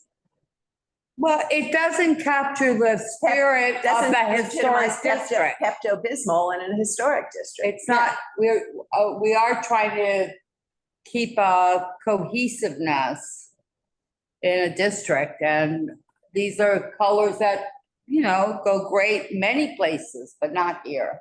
Yeah. And we agreed, I think, that the blade sign was okay, provided it follows all the regulations. And Yeah. I'm not clear about the regulations. Yes, and the sign band as well. And the sign band's a color question. So I would propose that we approve the blade sign and the sign band, provided that their colors Are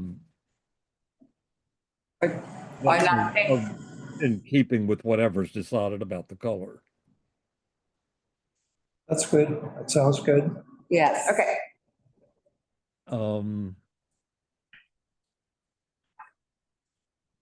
Should write that down.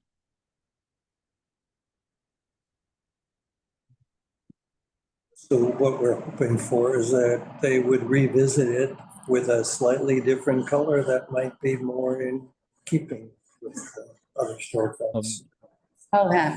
West 11th Street. Okay.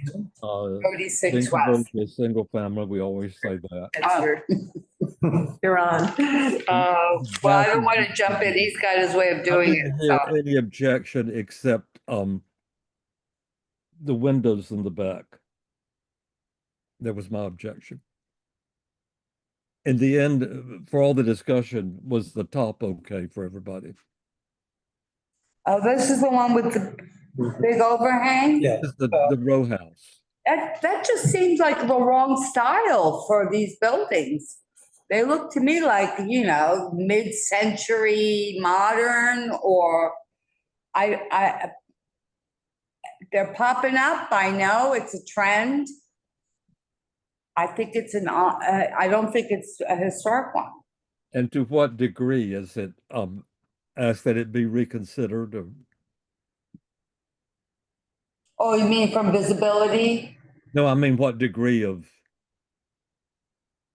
The worst thing is to recommend denial, and backing up from that is to suggest that it be...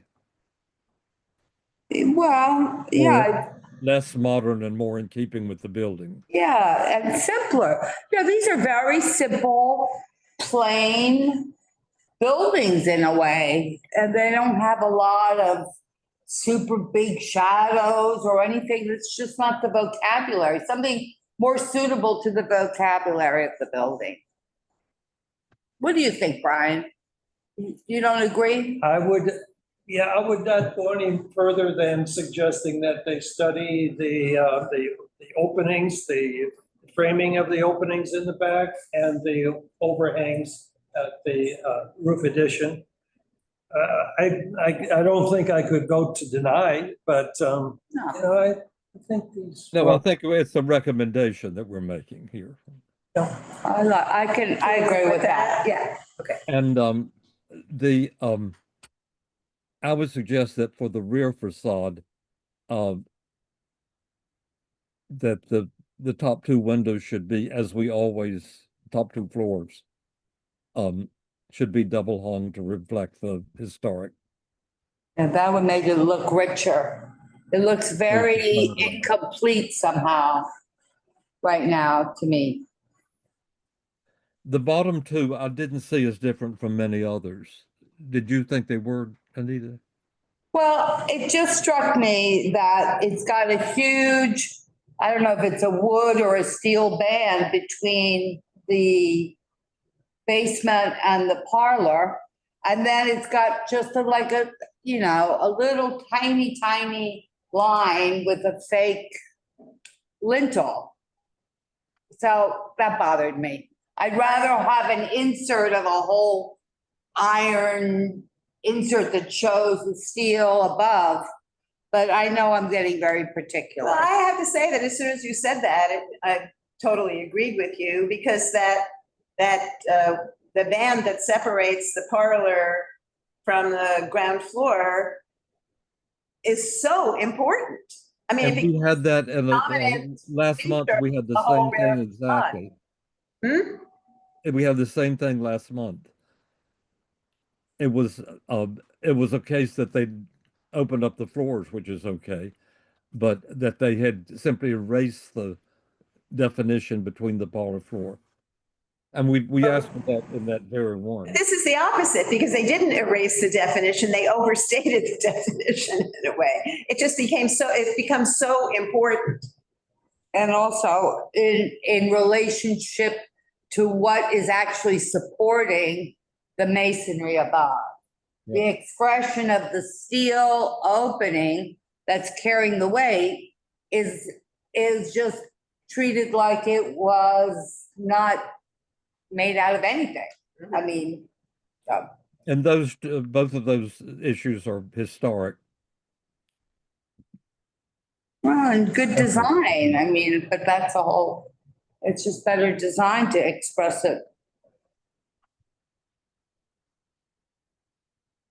And otherwise, I think the proportions of it, I mean, not the proportions, the reorganizing of the building was good. Isn't this the one where they got rid of like the massing of it? The redistribution. Yeah, oh, yeah. Yeah, Oh, that was big time. really good. It was very good, very I good. think we got it. Yeah. Yeah, it was better than what they have now, so we like that. Oh, big improvement. Yeah. So we approve it with some suggestions, right? I think that's fair enough. Yeah, well, everything. I think we need to be stronger than suggestion about the back facade. Suggestion for the roof and stronger for the windows and the division of the floor. Sure. That sounds good. I'm gonna say it, have some bite to it. 10th Street. Oh, yeah. In the end, I don't think I heard any objections. It's good. It's a nice project. Well, I'll repeat my objections. The globe lights at the street level are. Oh, I'm sorry, I wrote that right That's here at the bottom. And I totally agree. Especially when there's so many things on the market now, to really. Yeah. Yeah, those were an odd choice, like they ran out of steam or something. Yeah. The other thing, I'm sorry, I didn't scroll down enough. did we want to make a recommendation about the entrances? And what would About be- what? Sidelights are what gives it away. Recommendation about what? Well, but there was question about the appropriateness of the infill for the residential entrances. Oh, I thought it was nice. You're talking about the doors? Yeah, well, doors, skylights, and I mean sidelights, and then Oh. transom. I thought it was beefy enough. Yeah, I like It wasn't too flimsy, so it seems to go with the character of the rusticated masonry. Yeah, the Romanesque, and also it's not, doesn't look like a metal storefront, which the last one did. Yeah, right. So this has a little, some fabric to it, you Yeah. know, it's got, I So- thought it was nice. I don't think there's any. More solid about- entrances without sidelights. No, I'm not objecting to any of that. No, me neither. No, nor am I. I do think we should say something about the granite, whatever, not bollards, not whatever, Oh, the bumpers. Bumpers, but they're cast iron. Yeah. oh, they're cast iron. They're cast iron. Bumpers. What happened to them anyway? They Some are there and some are, I mean, a lot of. We should try to get them if we can. I mean, I think there's probably some issues working with them because you have to cut around them. No, They had a lot of flavor. in a job like this, where you're doing all the masonry restoration, you could certainly retrofit if there's some existing bumpers that could be relocated, at least at the garage door entry. I mean, they just serve as a nice reminder of It the is. roots. They recall what it Exactly. was. Yeah. Yeah. I like, And people have done entrance doors. I recall a couple on Downing Street, I think, that where there were garages and they made them entrances, and they've kept a feeling that it was a garage. garage or stables, you know, those horse and buggies really knocked around those entrances. Could we say that we would like to see the entrances preserve more of the feeling of the existing garage entrance? Well, then, in your words, what does that mean? Have to be more specific. Yeah, I think it has to be more specific. Well, it means if I was more specific, I'd be designing it for them, but. No, just say you want to sense see of some the bumpers. Yeah. We're like a chorus. Restore the bumpers to it. Restore the bumpers. It's a wherever recommendation. possible. Right. Because those are like on my house with a transom and side lights. My No, side- the garage door is not like that. That's only the residential. Okay, do we approve it as it is, or do we ask for a change? Well, I've already said what I think. Well, what I think we have said is that we approve the infill of the openings.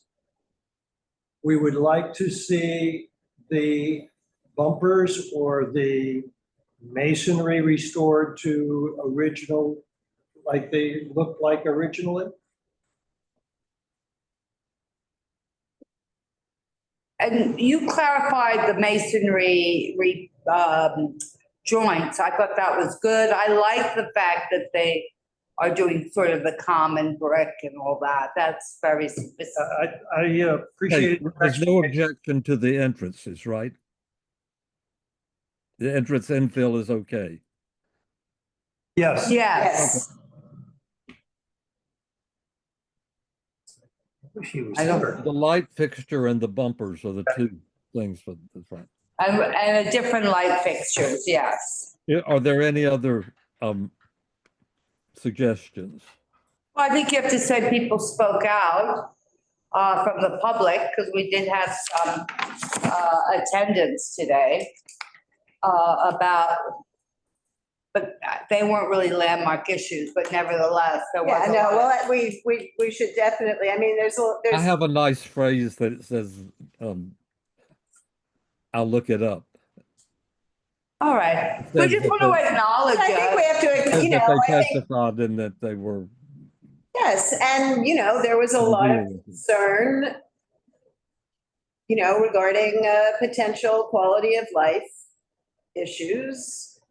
I mean, we must include that, landmarks or not. People gave their time, and that's And important. also a way in which they can get in contact with, you know, what happens is at night, something falls, you think your building's gonna collapse, you want to be able to take some action. So they should have somebody they can call from the building or at least get a general information. The owner should really create a neighbor's information evening or something. So do you think it would be, I mean, we could say that, you know, was a lot of concern. Well, they actually agreed to that. Yeah, I mean, the property owner put his contact and for his email in the chat, but we might want to boost that a little bit by saying, you know, we hope that as the process moves forward, that neighborhood residents have a dedicated project manager or whatever, you know, name a dedicated person. Doesn't have to be the property owner, to whom they can convey quality of life concerns. Well, it's also, you know, the anxiety that comes from not knowing what's going on, what's going to happen next. So it's a way, it's better for everyone, especially the people building it. And what this was by and large was the thing that we have over and over is a view being blocked. Well, I would, It was if I more was than to that. summarize what I heard from a number of people when they talked about quality of life and the view and being closed in, like tunnel-like closure. I did get the impression that there may not have, they're looking at the situation now where the existing building is pretty close to that humongous apartment building that dominates the whole block and that part of the city. And they see a very small yard and separation. And I got the impression that they may not realize that it's actually being opened up and they're actually getting a relief of more light and more air. It's a plus for the lower floors that have always been blocked. It really is a plus, just, will be blocked. just as we did state about the West 11th Street project where they're increasing the rear yard. To me, it's a huge quality of life issue that is going to be improved by this project, in my estimation. But of course, I can't really know for sure if that was their understanding of what was happening with that rear yard. But I just got that impression. But where can they go for something like that? I imagine a zoning or the building. We normally say to go to Mark and he decides to send them. Well, again, it's the anxiety of not understanding it or thinking you're losing something. And clearly, no one is guaranteed a view, period, That's in right. New York City. That's right. So we all lose it and then we move or something, but there's no view insurance. Maybe We the water. always put some language in about that as long as they meet all the regulations, whether that's the zoning or building codes or exactly all of that stuff. Yeah. I mean, that is why they're increasing the rear yard. For this residential use, they have to have more light and air back there. So we are protecting the community against something that's just not right. Yeah, and they're following the regulations. I mean, this is not a wishy-washy presentation. This was very clear and believable. Right, right. It wasn't, So but there was a lot of suspicion, there was a lot of fear, and I think we can understand that. And the Yeah. solution to that is communication. Yeah. But unfortunately, you know, we're not the owner, we're not the developer, we're not, No, we're but here they- for a very specific reason.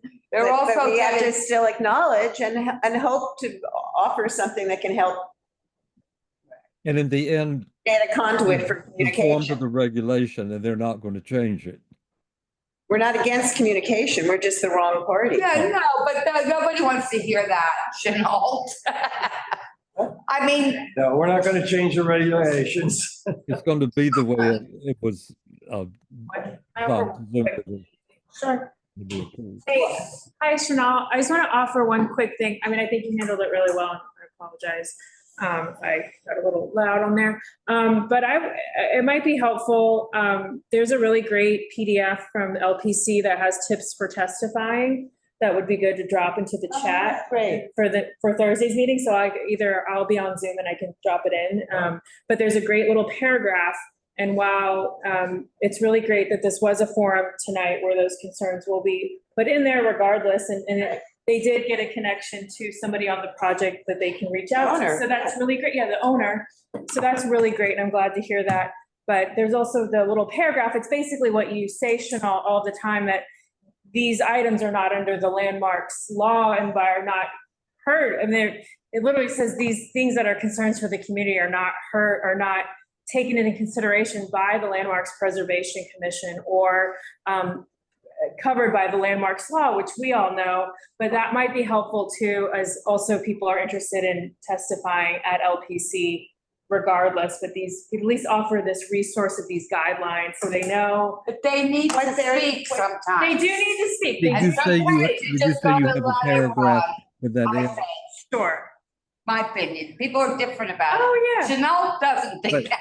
Well, it's your meeting to run, so. I also think that what is most helpful is when one says, this is not our purview, to be able to say something very specific about where they can appropriately. Yes, Now, I mean, to just reinforce that landmarks, I mean, I think it's a great idea. Of course. But just reinforcing that landmarks, whether it's our committee or more importantly, the commission, is not the right place for that. Where Even if is? we say it with more authority because it comes from LPC, okay, great. Sure. But that's not going to satisfy people who understandably have a concern. Where we can be helpful is to know where they can appropriately express. Yeah, and sometimes landmarks is the first place they hear about it.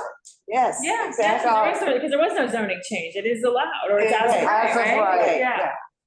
And it's very real when they see the presentation. Yeah. I thought you handled that really. But you know, it's hard because the horse has already left the Well, barn. it should just be automatically send it to Or the stables. We We should what? You automatically send it Some of these were so to amorphous. Like everything in the village has changed, and I don't like that. It's Yeah. something you can hardly deal with. Or anybody can I do it. love the bit of history that this was electric trucks that. I like that too. I know, idea. that was amazing. That's great. And also those old floor plans were really interesting. I still don't quite get it, but it was because it's got stalls and the horsey thing. What's wrong? Sign. I did. Oh, you did? I don't want to take any more time. Oh, okay. Oh, that's mine. Is that mine? No, I have mine. Thank you. I Have we signed it. concluded? Yes. We did it. Good job. Okay. Back Good night, for everyone. See 4 you. hours, 4 hours. I know. And Brian and I will be back. I hope that the Thursday goes as smoothly as tonight did. Same. It will. It will. It's all gonna be a smooth ride, you know. A couple of the ones toward the end are really difficult, so Ooh. go through the solid. blade signs and save your energy for the last ones. Okay. Yeah, right. Good night, Thank you, Howard. everybody. It's like you never left. I I know, I know. Good night, Chenault. But, and we need to speak soon about other things. Yes, yes, yeah, it's on my list. Okay, good night. Night.